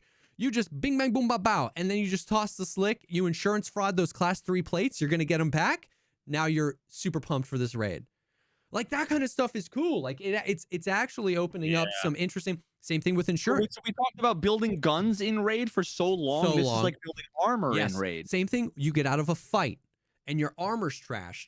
If you wipe a 3-man and you can hodgepodge, this guy's backplate is pristine. I'm going to swap my backplate, insurance fraud it. I'm going to put his backplate in my backplate. This guy's front plate isn't 100%, but it's better than mine. I'm insurance fraud my front plate, take that front plate. And now you don't have to like You don't have to carry everyone's armor out at 70 kilos because the armor carrier, the plate carrier, is cheap on the flea market or from the traders. The plates were the expensive things. You insurance frauded yours, put better ones in, like that kind of stuff. I'm assuming the plates are the heavy part too.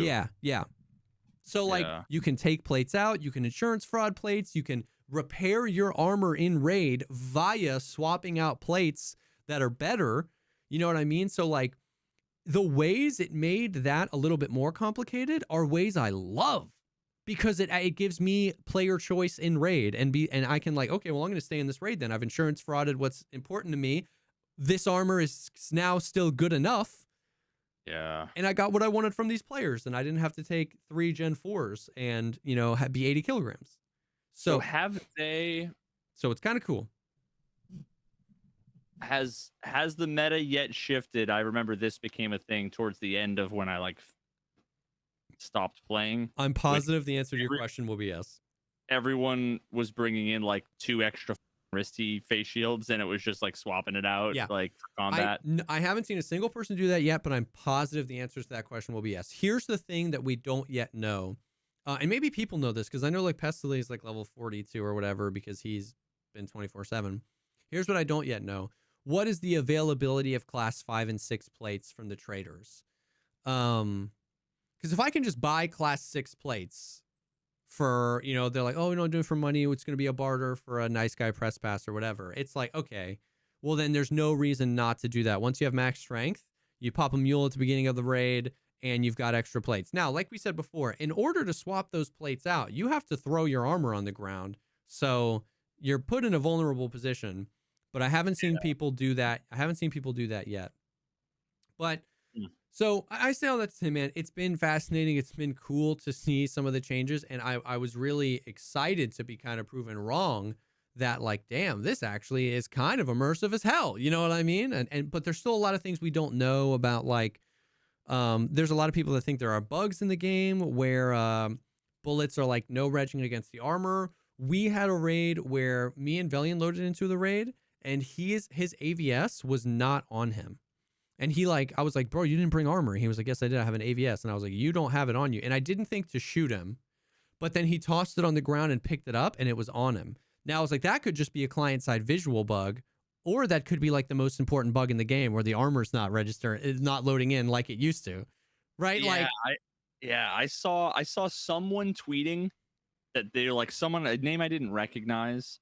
Yeah. They were saying that like big major issue, like effectively saying like no bullets are penetrating, everything's broken. Well, and then like Tower was like, I know not Tower, No Fam was like, I tested all the things you said and none of that's true. And I'm trying to like, I've got my popcorn. I'm like, no, yeah, I don't know this other name. I'm wondering like, did he actually test it? Is this like all? But that's the thing. It's really hard because there are so many factors and there are so many ways. Like, because for anything, there's like 8 different bugs that could end in that same issue. And those bugs are wildly different, right? Like yesterday I was playing with Ann and I got shot. I had a full class 4 armor. I hadn't got shot at all that raid. I was facing the scav that shot me, and he one-tapped me. I don't remember with what round, but it was a round with like 26 pen, and I had a full class 4 armor, and it said chest. So I thought maybe I got throated. It didn't say throat. It said thorax chest, and he was standing in front of me, and I was like, okay, is the body thing that it says, is that wrong? Is there a bug that he did throat me, but he didn't chest me? Yep. Is it? Maybe it was 2 bullets or 3 bullets. Was it 2 bullets and only 1? Did my armor not register because I hadn't taken damage that whole raid? So did my armor not register? Or was it a lucky pen and a fragment? Or did it hit me like if the what I haven't done testing on is what they said, like the plates only cover the A zone. Did he hit me in the collarbone? The collarbone isn't protected by the plate, but the collarbone is in the hitbox, so it's just gonna say chest. I don't know. One of those things would be an intended thing. 4 of those things are all possible bugs, and I don't know how to. I'm not just going to stand there, with scavs. I mean, some people do, right? Like Airwing's doing a ton of testing on this stuff, but there's some fascinating things here that are all at play. So I'm definitely not saying the system is perfect. So it's class 4. You said 20 something pen. Yeah, I don't remember exactly, but it was something that shouldn't pen on the first. But maybe, yeah, like you said, it was a 1%, and I got the 1%. Yeah, I mean, it's less than 0.1%. Yeah. So it's hard to tell, right? Like, there are some things with the system. Now, the other part of this that people are struggling with is the armpits, the head throats, that kind of stuff. And I'm torn on it because it feels really bad. You know what I mean? Like we've said before, like progression is always a big part of video games. To progress up to an armor, a good armor that maybe doesn't have a side plate, like the trooper armor now doesn't have any side plates or even any soft armor, to just, face the wrong direction and get, so now it's TKO'd like the 136. Yeah. Or like the one time you go out with the hex grid or like the wrist T and you get the M61 one tap and that felt bad. Now it's the scav with the toss. Now it's the buckshot one tap, the T46 PS one tap, the PSD GZH 2 tap. It's like anything. If you're just faced the wrong direction, and dude, I need to. I now I want to like go to Tarkov and test this because I still see you got 6 rounds of buckshot.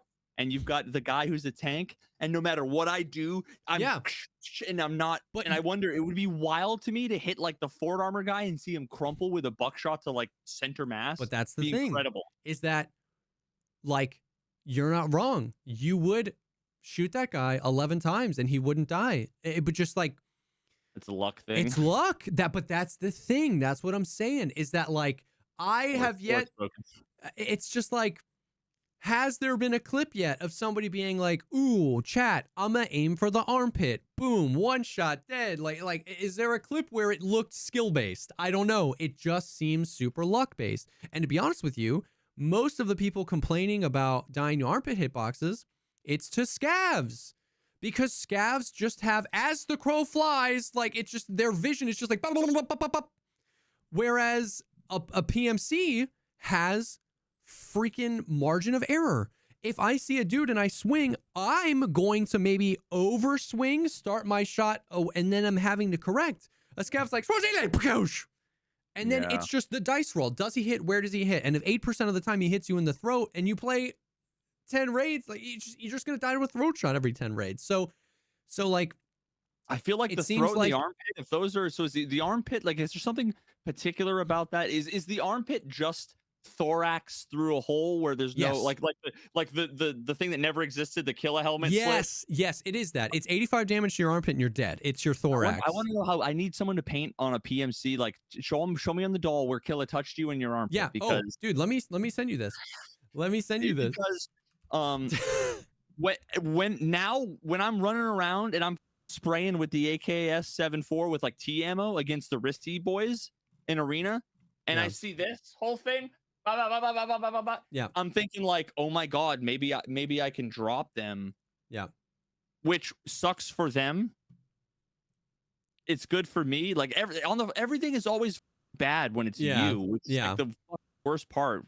But that's going to exacerbate the problem, because if those animations, it's going to exacerbate the problem, because if those animations that player is doing is just client side, then on my client, he's going to be shooting up. I'm going to push down to the armpit. But on the server, he's not looking up. I'm just pushing down away from and it's going to be scuffed. And so here's the thing. I'm going to send you Airwing's tweet. He did a little bit of testing. I think this is just like super limited testing. But his guess is that, dude, blessing and a curse. His guess is that the reason we're dying to armpit hitboxes so much is the, remember we told you in the patch notes, they shortened the arm hitbox? Mm-hmm. So he thinks that there are shots that on a scope would hit your arm, but it's not, and it's going, then depending on the trajectory, it's hitting your armpit. So it's like, they made that change for this, but when you do this, when you're aiming, your arms are up, and so if someone hits you in the arm and it doesn't hit that hitbox, it goes straight to your armpit hitbox. So like, bro, the canted chicken wing is basically saying, armpit me, baby. Yeah. So that was his tweet where he kind of showed a little bit of that, where like he was, that's x.com. Oh, cringe. I know it is. So like the top one is where he was aiming when he took the shot. So you've got like where his scope is pointing, you've got, where the laser is pointing, and he basically, the red dot is the average of the two. You know what I mean? What am I looking at? Oh, okay. Dude, between like the blue and the stone and the camo, I couldn't tell what the it's I was weird. looking at. So he shoots that person right there, which means if the bullet goes where the optic went, it should be his arm. If the bullet goes where the laser is, it should be his arm. If the bullet goes where it's average between those two things, it should still be his arm. And that person died, and he, he posted that screenshot. It said left armpit.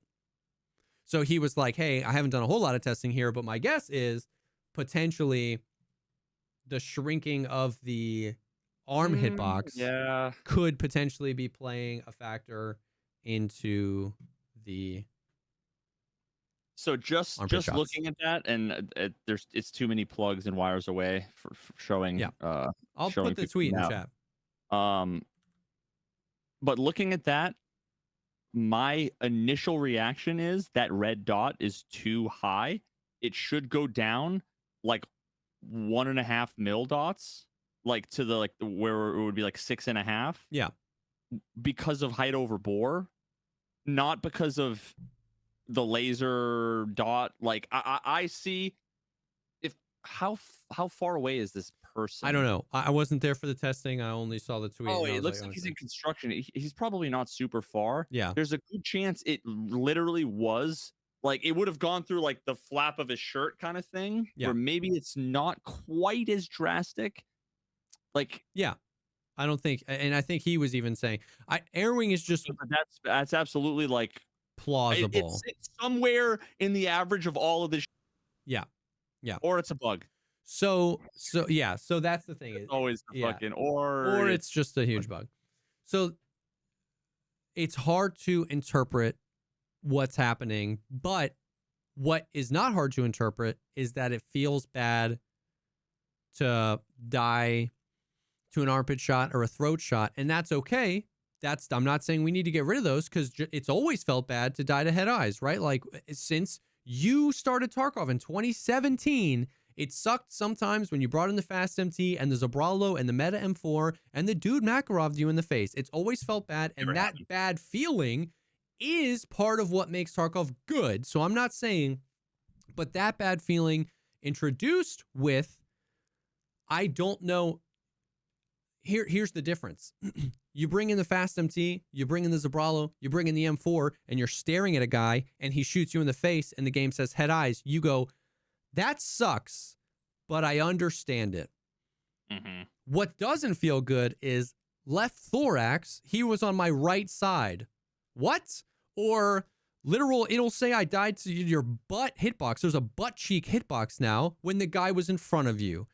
It'll say, like, it's just like, that's what feels bad. What feels the exit wound. What feels bad is like we said, the scav accuracy. Scav has never missed a shot in his life. So when it aimbot Swozile beams you 360 no scopes you and hits you in the throat hitbox, and you're like, man, if a player had shot at me there, it's like the likelihood of that happening would have been so much less. So that's what feels bad. So as we've said many times on this podcast, the fact that a well-placed bullet can drop you is not a bad thing. It's a good part of Escape from Tarkov, but like, that has to have limits. If Nikita just made a change and said, if you don't kill a scav by the time he fires his first shot, it will head throat you 100% of the time now, you'd be like, this good mechanic of the game has crossed into bad mechanic now because we've made these changes. So when you get the confusion around the hitboxes, when you get the confusion around, is the information the game telling me accurate? When you get the confusion around how these scavs are hitting so many shots, I think that's when people are saying, hey, maybe we're getting one tapped a little too much. Why the hell am I supposed to bring armor into the raid if it doesn't do anything, right? So, yeah, man. Dude, it's so crazy, the dichotomy. Yeah. And it exists in Arena. Yeah. We have everyone malding about the Alton kit, and then we have the Alton guys malding about their kit. Yeah. It's never enough. For sure. You know, it's like For sure. Ugh, it never feels good. For sure. But it just definitely like, yeah, it definitely has that, like I'm not saying that the frustration is misplaced. I'm saying I participate in that frustration. I've had a few raids where I'm like, man, I really feel like I was robbed of a good fight here, right? Or a good encounter. And I don't know what to do to fix it. That's always been the crux. You didn't learn anything. That's always been the crux of it for me. You got a good kid on, and I run into a pistoling, and I miss my shots, and he hits his shot on my face. No matter how frustrated you are, deep down, you're like, I whiffed. I should have hit that shot. But I think that that's the core of it all. Is that there aren't too many times I die to one taps. There are too many times I die to one taps, and I don't understand what happened. That's bad. And if through investigating that, we say, hey, people are getting one taps too many times, these changes will reduce that. Okay, I'm cool with that. If we say, oh, you should be getting one tapped about that many times, but these things need to be fixed so that you can understand what happened, that's okay too. But I think we can, I don't think it's a hot take to say it's objectively bad to just like have everything in the game be untrustworthy and then just output a bunch of random stuff to you and be like, what happened here? You know what I mean? So, and then to kind of bring it home with the armor stuff, on the other side of that, you asked this last week, and I do feel like armor is more effective. And as a binary between like when I was getting shot last wipe and when I'm getting shot in the thorax this wipe, because the effective durability of all the armors did increase. Like it just objectively did. If a Korund had 45 durability last wipe, it has 90 now because the plates are both 45. They didn't split it in half. The plates have 22 and a half. The plates both have 45. So I get shot in the back from a guy with whatever ammo, and I turn around. I'm chilling. I'm good. I can fight this guy. And then I can replace my armor with his armor if I head tap him. So a Korund could be like super clutch now. Oh, so what you're saying is armor is twice as effective, but you're now twice as likely as to get one tapped. Yeah. So it's exactly which is like I'm joking. Yes. But wasn't my like summary was like it feels like it's going to be no different time to kill. Yeah. It's way more complicated. Yeah. Now it sounds like even if that was the case, it sounds like it's more interesting. Yes. Yeah. Not more complicated. But still, it's just kind of funny. That's like, yeah. Well, and the other thing that feels bad about it is that it averages to the time to kill being the same, but that's the average. It means the time to kill is much longer and much shorter, which both feel weird. The average is the same, but you could be like, and then you die, or you could be like, oh, I felt like I missed that shot, and he just falls over dead because you hit him in the armpit. I feel like that was my experience before. Everyone was talking about how they got one tapped all the time. Yeah. And I was like, why is everyone just tanking 8 billion shots and I'm getting one tap? Well, here's the thing. New recoil, old armor, you wouldn't have felt that way. Like, you know what I mean? Like, I think the new recoil means we're hitting more shots, which means like, Yeah, I wouldn't be building the guns that I'm using in Arena. True. I would actually be hitting my shots, but because the good guns in Arena feel great, dude. That's enough about armor. The system is I'm surprised and delighted to have been wrong about most of it. Things need to be tuned. There might be some potential bugs in the game, and we're still not at endgame enough yet to know how available class 5 and 6 armors are, and that will really determine a lot of the stuff. Moving on to something else that we can both talk about is the recoil, man. I love it so much, Veritas. I love it so much. I think the recoil is so good. And I think the community, I think the recoil is so good. I think that some guns need to be tuned. Okay, let it be known. Hear ye, thus I saith unto thee. I don't think it's perfect. I've seen some clips. The HK looks kind of crazy, maybe a little beamy. But as we said last week, if every gun in the game feels 800% better and 3 guns in the game are overtuned, I'd rather live in that universe. You know what I mean? Blah, blah, blah. So I think some guns need to be tuned. But I also think that a lot of the Tarkov community just has freaking Stockholm syndrome, bro. Like the amount of times I've heard, dude, every gun is just a laser beam now. And then it's like it's nonsense. It's Zero nonsense. thought, copy pasta, Reddit, Twitter, nothingness. It's nonsense. Like if you could like truth serum and you were like, how long did you think before you formulated their opinion? They say 2 seconds. 2 seconds. Yeah.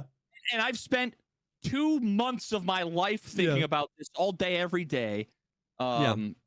Like to an unhealthy degree. Yeah. It's just like, just take a step back. Yeah. And think about because why, what, if, what, who, where, why. Because it's like all you have to do is just like tell me the more nuanced version of your opinion. Because if you say all guns are laser beam and I say, no, look at this, and I run into a hideout with a lightly modded AKM on full auto and at 20 meters, it's relatively hard to keep shots. And then you say, well, the HK's overtuned. I go, everything we just did was unnecessary. If your first message had been, I like the new recoil, but the HK's overtuned, I would have been like, yep, you're right. Like, do you see how everything we just did? Do you see how when you say every gun and then I show you a one singular gun that's not a laser beam, your argument falls apart because you said every gun? Just say the guns you're talking about. The HK's overtuned. I agree. Like, you know what I mean? Like, oh my God. I feel like I'm talking to a mirror right now. Yeah. So you sound like me. Sorry. So I think a few guns might be overtuned, and maybe with all the attachments they're a little too beamy, but like, dude, they just feel so much better, dude. I think a perfect, so I'm an SMG fiend this way, but a better example is like a lightly modded AKM, right? A lightly modded AKM, full auto with a red dot at 38 meters, it's hard to keep all your shots on target. It does enough your of sight picture, you can see your goddamn enemy, which is a huge improvement, but it's hard to keep your shots on. But at the same time, that lightly modded AKM feels 1,000% better than it did last wipe. Because if I have the forethought and say, this is a little bit too far for full auto, and with that dot, and I go bop, bop, bop, bop, bop, bop, bop, bop, bop, bop, bop, bop, bop, bop, bop. I'm cruising, bro. Yep. And that feels good. That gun is not at all a laser beam, but I feel so much more in control of what I'm doing here. If I'm panicking, I'm what's the opposite of rewarded? Analyzed. My brain is falling apart. I'm Punished? penalized. I'm punished for panicking. If I'm panic and I full auto, wait, what? Spanked? If I get spanked for panicking and full autoing, right? Like, then going back to what we just talked about of like, what can you learn from that? If he turns around and taps me, I go, I shouldn't have full autoed there. You know what I mean? Like, I go, I shouldn't have full autoed there. I should have just tapped him. Dude, I love when I hold down mouse 1 in arena and I'm like, I'm whiffing. I'm whiffing. You know, it's not like I can't see what's happening. I mean, that still happens every now and then. Yeah. Because the blur is, but like when I'm whiffing, I know I'm whiffing and I'm actively whiffing. And like that feels good. That feels so good. I can laugh at myself and not be mad at the game. Yep. The problem is to outside observers, they can't tell if the gun is doing not what you want it to do. Yeah. It looks like you're whiffing. Yeah. But there's a difference. But it used to whiff turn the for car to the you. right. Yeah. It's like driving on ice when you're turning and nothing's happening. If you're in a passenger seat, you're not going to feel the subtle turn of the wheel and there's no reaction and your like heart drops. Yeah. They don't know that. That's what it feels like old school days. Yeah.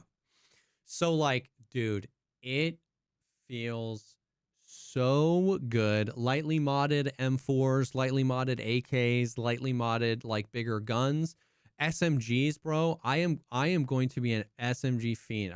It's just like I used SMGs so much beforehand, and I just I went through so much of the actual physicalized cancer that was trying to semi-auto a scav with an MP7. It's my favorite gun in the game, and it was just unbelievable. And it's so good that I just can't stop using MP7s. It used to be quest locked. Maybe it still is, but I didn't feel like I unlocked it via quest. They put the MP5 SD on level 2 Peacekeeper. It's 473 USD. And literally just buy the MP5. There's 2 MP5 rails now, so that's nice because one of them is always sold out. Put any dot you want on it in the game, and you're done, bro. No stocks, no suppressors, no handguards, no pistol grips. Get an MP5 SD, put whatever stock you want on it, and you're cruising. And that is a laser beam, and it should be because M882, which is all you can get, has 11 pen. So it's okay if it's a laser beam, right? Oh my God, it just feels so good, dude. The MP9 was atrocious before. The MP9 feels good now. The SR2M feels so good now. The MPX feels, dude, and I love the recoil so much, dude. Out of nowhere in the last 48 hours, suddenly it's MP7s, MP9s, and P90s, which are some of the off kits that are dead ends that now people are going into that are yo, those look sick. Yeah, dude, they're so nice. The semi-auto guns, like somebody mentioned in chat, the ADAR, dude. I got to the quest that's SPOTOR 2, kill 10 scavs on shoreline using an ADAR, a TX-15, or an M4. And I was like, I don't want to build out an M4, so I just ADAR and I threw a flashlight on it and an Elcan Spectre, not even a Voodoo, an Elcan. Just oh my God, the SAG 545 AK is like butter. It just, dude, it feels so good. And once again, some of the big guns might need to be tuned, but I found in Marked Room a 308 MDR, and I put a grip and a I don't know, I had a suppressor, a compensator, and a red dot on it, and I took it into my hideout, and full autoing that was I never want to do that again. I mean, as it should. It was the second or third target. It was really hard. You only have 20 round mags anyway. It was really hard to keep all those shots on target. That gun felt much better in semi-auto. So I was so to me, once again, I haven't shot every single gun in the game, but to me, this is feeling exactly the curve you think you'd see. SMGs, small caliber, not a lot of damage, very low recoil. 308 MDR, humongous round, lots of damage, lots of recoil.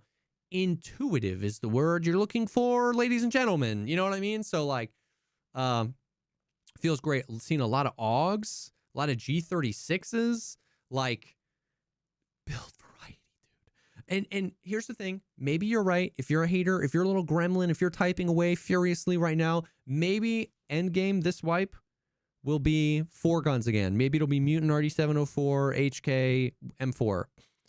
But once again, if there's no build variety in the early game, there's no build variety in the mid game, and there's no build variety in the late game, or there's build variety in the early game, there's build variety in the mid game, and there's no build variety in the end game, it's still a better universe. You know what I mean? Absolutely. And that's not to say that the lack of build variety it's not only recoil that correct. Does that. There is a demand, especially if you're talking about streamers too, because a lot of people make their determination about what dominates Tarkov based on what they see the top 3 streamers running. Yep. There's a demand, a market for hey dude, have you tried the juice cannon? Hey dude, can you try the meta HK? Hey dude, so there's some of that there that has nothing to do with whether it's viable or not. Yep. And I think Arena has proved every gun is viable, or I mean not every gun, but I'm getting owned by the G36s, the AUGs, the guns that were memes because they were so bad. Yeah. Yep. So it just feels good. And then there's definitely a leveling of the playing field that happens. The game used to feel very have and have not, man. I used to empathize with the people that would come in 2 weeks in the wipe. They'd see me at level 42 and they'd be like, I don't want to play, dude. And it's I get it. I just own you now. You know what I mean? But get an ADAR.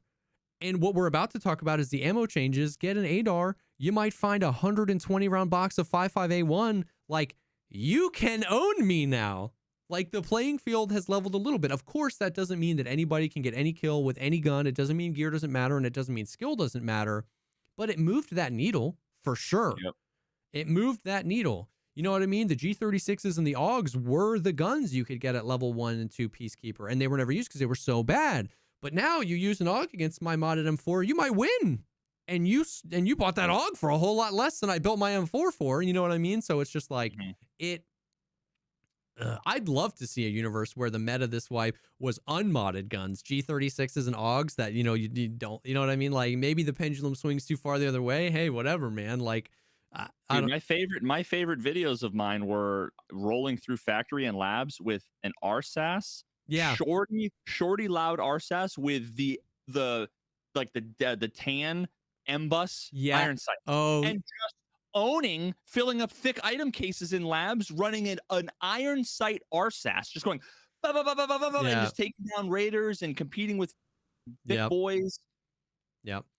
So, like, dude, so I think the recoil is great. Now, adjacent to that is the changes to ammo. We talked about that a little bit. We knew very little about it last wipe, but we knew that they had moved a lot of stuff, right? Like M855 is the level 3 Peacekeeper round now. 545 they moved around. 762, you can't buy T45 or PS until I think level 3 proper. They really moved stuff around, and that has had a lot of effects. They actually put some of the stuff in game, so you can find 25 round boxes of AP20. You can find 120 round boxes of 55A1. I've found 40 round boxes of M61 or M80, as opposed to just finding a few miscellaneous rounds in a green container, right? Like, so that's nice. So that's been interesting, because not only has it done things like increase the time to kill and stuff like that early wipe, but what it's also done is like proxy buffed other ammos. 9mm feels good now, not because 9mm ammo got better, but because the available 9mm ammo isn't that far off of the available 7.62 or 5.45 ammo. Yeah. It's off by a scalable amount. It used to be like, this round has 7 pen, this round has 35. You'd be like, oh, okay, well, it doesn't matter that this round is being shot at 800 RPM. It's off by enough that like fire rate makes up for it. But now if M8, if PST has 20 pen, but what you can get for your 7.62 AK has 27 or 28, you're like, that's a pretty significant difference, but I'm hitting a lot more shots with this 20 pen round. You know what I mean? So like, it's once again, it's kind of by proxy, supported build variety, because, okay, well, I'll just use this gun then, this ammo is cheaper anyway, or XYZ. So that's been cool. Now we have seen a few things. Oh, also, and then they did stuff like, I always felt like they did 9mm really dirty, in the sense that, like, last wipe, I could buy, 90 rounds of 5.5A1 from the trader. I could buy a lot of 5.6A1 from the trader. I could buy 120 rounds or 100 rounds of M80 from the trader, but only 90 rounds of AP 6.3. which has 30 pen, and that's 3 magazines, right? Like, gross. And I think it was level 4 Peacekeeper. And you can waste most of that on a 1 scav running and juking you a couple times. Exactly. And you're like, fuck, I just wasted a third. Exactly.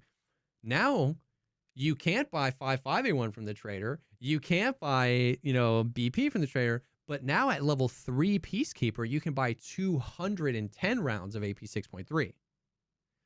So basically I say that to say, once again, I don't think it's perfect, but they've made considerations in multiple directions, which is uncharacteristic of BSG. Normally they kind of cherry pick. They're like, people complain about this ammo, we're going to move this ammo. And everyone's like, yeah, but what about this ammo? This ammo, we always talk about that. We're always like, why'd you do this to 9mm, but you didn't do this to 5.56? Why'd you do that to 7.62 BP, but not M80? So it's not all perfect, but they actually made considerations in both directions. I can't buy 5.5A1 anymore, but I can buy more AP 6.3. So that feels better that they're doing that. Now, 5.5A1 is craftable, but you have to unlock that craft via a quest. And normally I don't like that, because it ends up being just the same thing with more steps, right? Yeah, like because I just buy everything I want off the flea market, I craft it, and then I still end up with my trader reset of it. And they did the same thing with 9mm PBP. There are probably other ammos. These are just the ones I know because, once again, I haven't progressed all the way through. 9mm PBP, you can't buy. Well, you couldn't buy it, and then they allowed you to buy it after one of the quests, and then now you can't buy it. But you can craft it. The craft is unlocked via a quest. But I don't know. I don't remember what the 55A1 craft is, but the PBP craft it's for 120 rounds of PBP, and it requires a set of tools that doesn't get consumed. It's like the ones that don't get consumed when you craft with it. 120 rounds of AP 6.3, a thermite, and 4 boxes of nails. So it's not like that much better than AP. So here's the thing. So it's like, okay, it takes 6.5 hours to craft. You get 120 rounds. Now we're in the realm here where it's like, okay, it costs enough to craft that I don't know that I want to always be crafting it. Like, it would be hard to craft thousands and thousands of rounds of it, right? Because you can only conceivably get one. If you're at your computer all day, maybe 2 crafts going per day. Every time you're crafting it, you're giving up half of what you bought from that trader reset of AP 6.3. But it is maybe something that I'd want to have a few hundred rounds on hand, because maybe I'd want it in my first mag, or maybe I'd want to top off with it. So in general, I don't like when they take high tier ammos off and then just put them as crafts, but it does seem like the crafts aren't so OP that they just become a new version of trader resets. Like, you could really only conceivably get 240 rounds of PvP a day, and it would take half of the PvP, the AP 6.3 that you bought, and this is in a gun that shoots 800 rounds per minute. Like a purpose built, like, I'm gonna do this thing. I really want to min max. Yeah. So I'm gonna craft to prepare. Yeah. And so I don't know what the 55A1 craft. Oh, okay, here we go. 1 green gunpowder, 1 blue gunpowder, 180 855, and in 9 hours you get 120 55A1. So that craft is long. It'd be hard to get 2 of those in a day. You'd have to be around your computer for 18 hours, or at least like awake.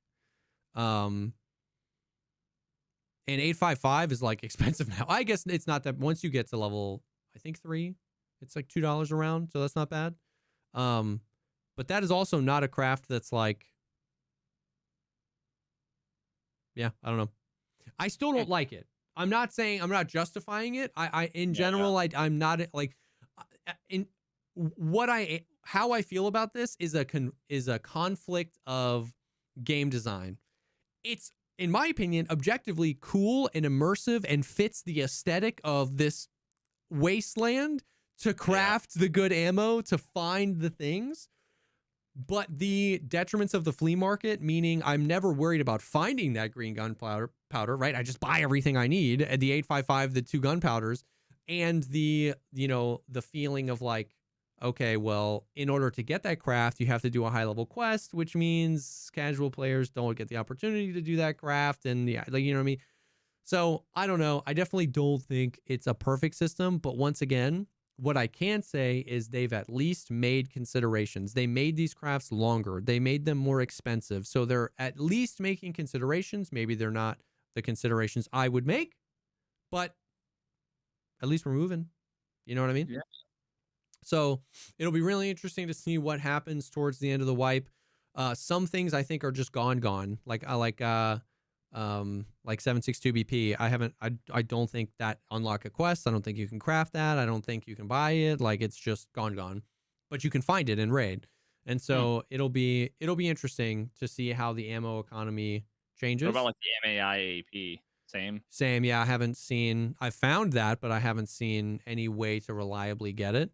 Yeah,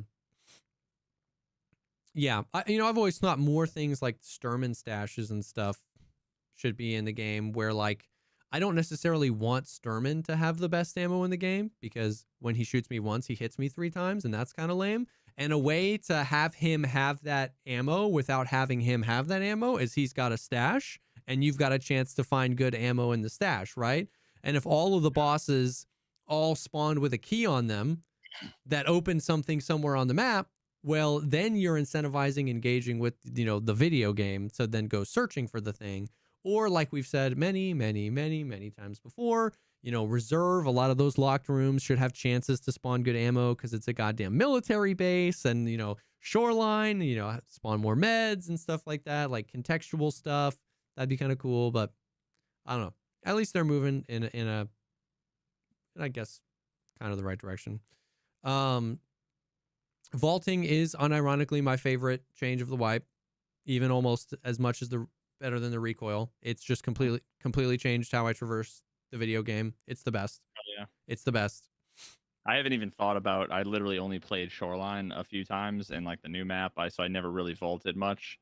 Yeah, and it's still useless in arena. Yeah, unfortunate. Yeah, I can imagine. It's just so good, man. It's so many. Are there a lot of? No, go ahead.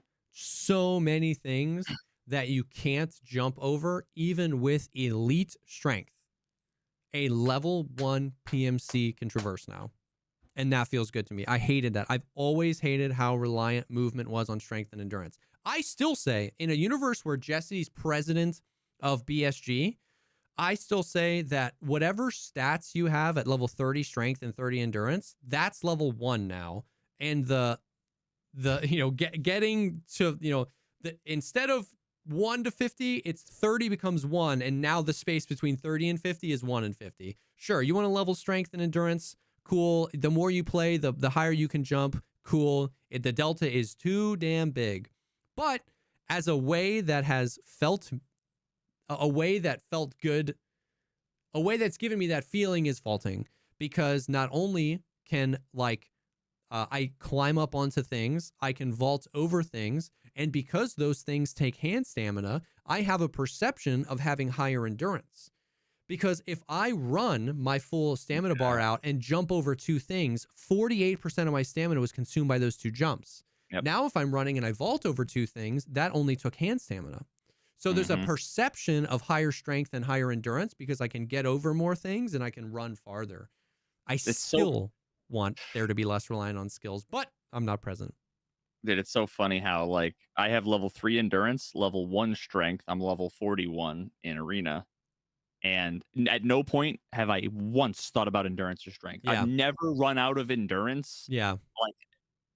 Yeah. And that's when you spawn in, you sprint for a while. I mean, it's not like shoreline to resort, you know what I mean? But so I almost feel like the skills are kind of pointless in arena. Yeah, I mean, so far, if you've done 500 matches, you're level 41 in arena and you have level 3 strength and level 2 endurance, they are not they're for sure. I don't what benefit is it giving you? But even if it did, even if if you had max strength tomorrow, you wouldn't notice. It would change the game. I mean, there is a possibility that maybe max strength, because we're not picking up things, we're not looting things, but maybe that means you could get to the tower 2 seconds earlier than the other guy. You'd be throwing grenades out of the map. The maps are so small. Yeah, I mean, I just don't know. Maybe it'll be meaningful, but I still think that the weight system needs to be tuned. They're in a lot of ways they incentivize you to especially nowadays, they don't want you just running around like SR25s, right? Or RSASs, because those are guns that by definition are just really good at just about everything. Close quarters, if you spam fire it, you're shooting a big round, so if you hit shots, they're going to die, and you can put an optic on it and reach out to 500-600 meters. So, with a lot of the quests, the whole Tarkov shooter quest line is all bolties. They switch Shooter Born in Heaven to bolties. It's hard to get RSASs and SR25s.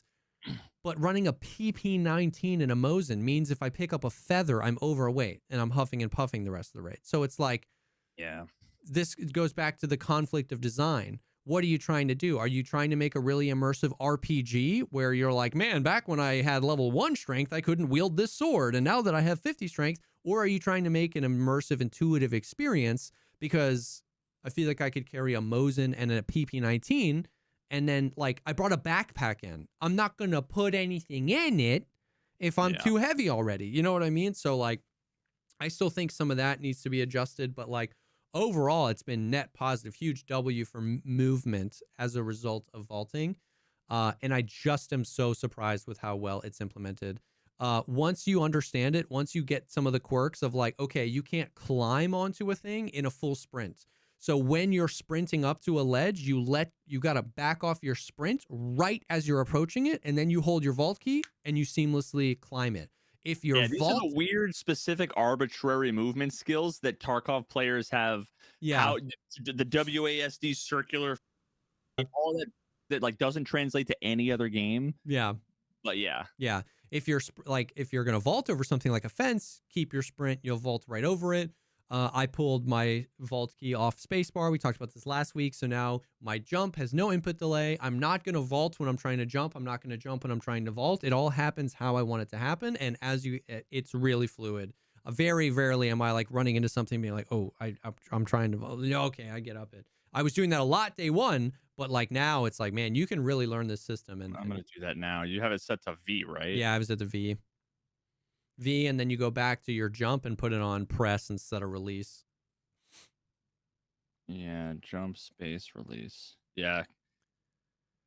Every now and then I try to do if I'm like trying to meme for a kill cam or whatever, and I try to do like a little hop, and I like turn and then press space bar and then just like don't jump. Yep. Just look like a bot. Yep. Left shoulder shooting seems super viable as well. Like it seems like a thing. I love the way it looks, dude. Like it's like instantly feels more. I think there was like a clip where I don't know if they did some CGI or whatever in one of the trailers, but like it looked like the camera was on the side of the helmet. And you saw what it looks like, and I love just like not aiming, but like just point fire around a corner. It just feels really good. Yep. Yep. Oh, I forgot to talk about with the vaulting. There is, as to be expected, a lot of bugs. Like you can vault into almost every locked shoreline room from the balcony. You just vault through the wall. You can vault into the marked room on streets and then vault through the floor to the floor above you out of the marked room on streets. It's there's I'll talk about it in the future. Okay. That to me, like that kind of stuff, vaulting into the shoreline resort stuff, it's like, yes, that is a bug. They need to address that, but it's like, dude, whatever. Like for how smooth vaulting came into the game, I'd much rather have the bug be you can vault into the shoreline resort rooms than the bug be when you vault, you get stuck in the floor. Or like you teleport back in time, right? It's like, okay, if Johnny finds a LEDX that he wasn't going to find, whatever, if I can move around the map as opposed to like actually. So do they need to fix those bugs? Absolutely. And they could there's probably some like cheat codes that they could do where it's like, okay, well, for now, we're just going to put invisible walls here. Because like a lot of those shoreline resort things, those are doors that don't open. So you should conceivably with no way. So they just put an invisible wall there, then whatever. Same thing with the marked room, right? They just put an invisible wall in those windows. Boom. Literally nobody can do that again, and they don't have to tweak vaulting. So like, I hope that they do something like that in the meantime to just like, they can just block these things super quickly. You know what blew my mind the other day when I was spectating a dead teammate and was, on Bowl, inside the helicopter, there's a loft in the back there. You can vault up in there, and it's like a big area with like a net that you can like. I don't know how nobody saw it for 500 games until one day I'm like, where the is this guy? What?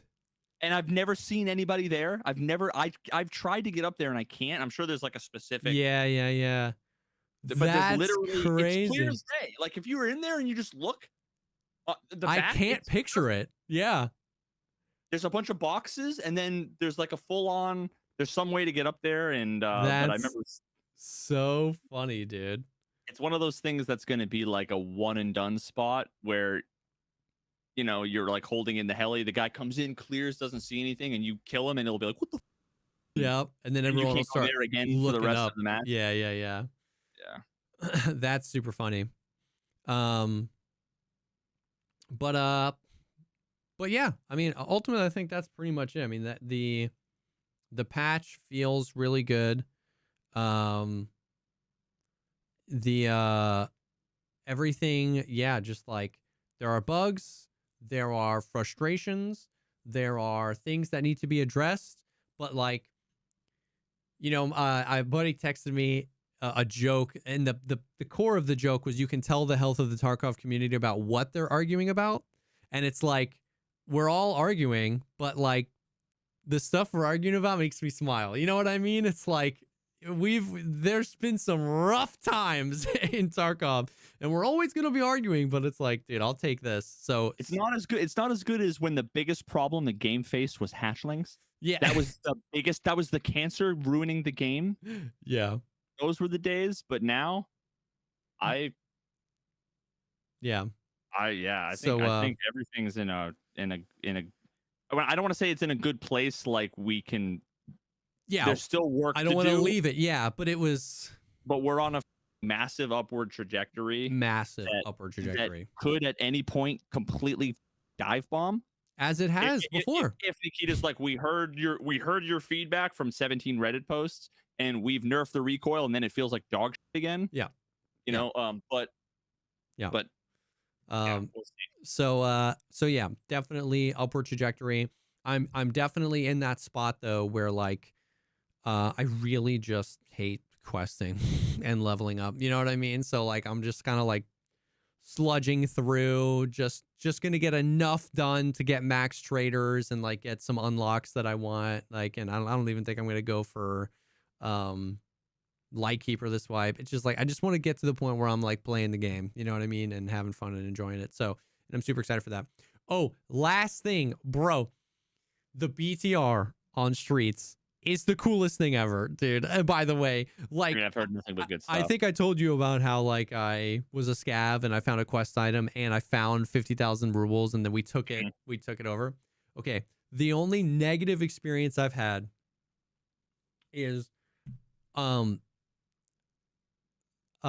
okay, so found in raid Ledex, very important, right? You need that one for private clinic. Obviously, it's just nice even if you don't need it because you can sell it for a lot of money, but though you need one find in raid Ledex for private clinic, you get your thick items case, right? So I was on streets and it was set up for the most immersive experience ever, dude.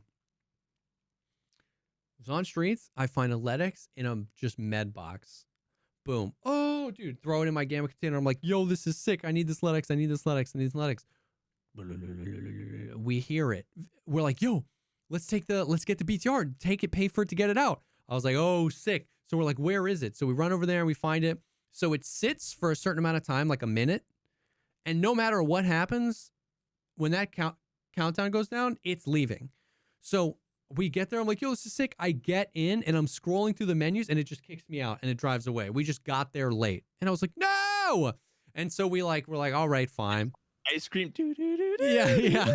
You're like running out with the quarters. Like, no. Exactly.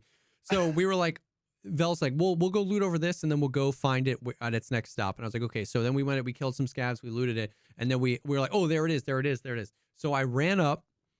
I get back in and I'm like, okay, transfer loot to stash and you drag stuff over, right? And I dragged the Ledex over and it was 144,000 rubles just to send the Ledex to my stash. Oh, I had 22,000 rubles on me for the car, right? I was like, take it out of your stash. Put it on my tab. Put it on my tab, dude. I was like, what? What I did first was I had a defib, a found in raid lion, and a Ledex. I put it all in. It was 270K. I was like, so then I took the lion and the defib out and it was 144K. And I was like, wait, I mean, maybe I'll try and get the defib. It kicked me out. It moved again. I was like, God damn it, dude. Oh no. So like the thing is the coolest thing. I want it expanded, but like I was like, I almost messaged Apple immediately and was like, this is the literal textbook definition of the perfect BTR experience. I found a thing. It was close. I had cash on me. I ran to it. I was going to stay in the raid. I wasn't going to leave the raid. And every part of this thing told me, no, you can't do it. Like when you get in, when somebody gets in, that's bad. If it's going to leave in 3 seconds and it lets you in, it should buffer 30 seconds and then let you know with a countdown. Like, okay, you got 30 more seconds and I'm leaving, to prevent that where you just get in and kicks you out. And then I was like, dude, either credit this to my stash or this can't be. Now they did increase how much rubles you can bring in raid. It used to be like 100,000 rubles. Now it's like 300,000 or 400,000. But it just feels weird to like, I'm going straights. I'm going to put $500,000 in my secure container in case I find something cool. It's like, just credit it for my stash, man. Like, I mean, even if anything, make it so that like another way of doing it is it's almost like an insurance claim that you have to claim back at your stash. Yeah. And you transfer rubles then. Oh, yeah. Like once you leave, yeah. They can't do it automatically. Just like when you're in the menu, like something like that. Yeah, like, yeah. There's no reason why bringing cash. Yeah. So I was like, dude, this is so close. This was so close to the perfect experience, because then we were going to stay in the raid forever, right? It's like, oh, cool. I got my Fountain Red Ledex out. Let's leave. But then after that second time, it's like, all right, I guess we just get out with the Fountain Red Ledex. You know what I mean? So, but the freaking BTR is sick. Other than that bad experience, make the stuff cheaper. Or don't make it cheaper, but just let me pay for it from my stash, right? Like, I guess that makes sense, right? If I want the Fountain Red Ledex, I'm going to eat some of the cost of it if he's going to take it out and give it back to me, but debit it from my stash, please. Anyways, game is good. Game's in a good spot. Drops have been going on. I saw you played Arena most of your drops today, which is sick. Awesome that you were able to do that. That's what I'm doing. I got drops in 22 hours. That's 6 p.m. to 6 a.m. slot's gonna be fucking terrible. It was. And I have a doctor's appointment at 9 a.m. I'm gonna show up to the doctor's appointment and be like, "Are you dying?" Yeah. Mine are tomorrow at 6 a.m. Yeah. I had you rated me. I had the 6 p.m. to 6 a.m. and I was rough. It was big rough for me. I almost stopped, and then Fudge hit me up. He was like, "Yo, my sleep schedule's messed up. I'm playing. You want to play?" I was like, "Yeah, sure." And then we died every raid for 3 hours. It was like brutal. And a couple of years ago, we did 24-hour streams like it was nothing, dude. I'm getting old. 12-hour streams hit different when.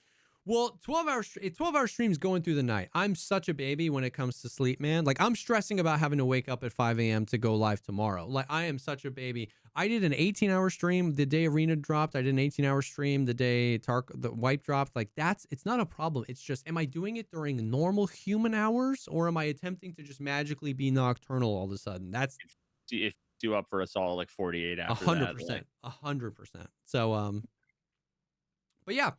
So, dude, it just feels It feels so good to just like have good things to say about Arena, about Tarkov, like things, it's like, and that's like you're saying, you don't want to say it's in a good spot because you don't want the perception to be like, oh, cool, we're done. It's like, we're moving in the right direction. Let's keep working on this Arena stuff. Let's get the matchmaking in a better spot. Let's keep working on the Tarkov stuff. I was thinking about that. I was like, imagine the Tarkov today with the adrenaline system, because a bunch of adjacent systems now feel so good. I was like, it would make it feel even better. So it's like adrenaline plus remove the blur, dude, plus vaulting, fuck. plus less aim punch. Like, it would just be the best. So, but it's awesome, man. The game feels good, and I am excited about it. So, thank you guys for hanging. Thank you for being with us. As always, we are sorry that there was no PP this week. It was a combination of the new year drops. It drops literally. We normally do them on Mondays. You had drops Monday morning. I had drops Monday night. It was just like, it was kind of scuffed. But we have like 2 or 3 more days of drops. Both of ours are tomorrow. So by next week, we'll be basically right 100% back on schedule. But if that being said, if you don't know what I'm talking about when I say the PP and you want more podcast content, you can go to patreon.com/thepodcastpod and get the PP, which is an extra episode every week. You can get early access to these episodes. It's pretty dope. So thank you guys so much for hanging. We appreciate you, and we will definitely see you on the next one. Swajili.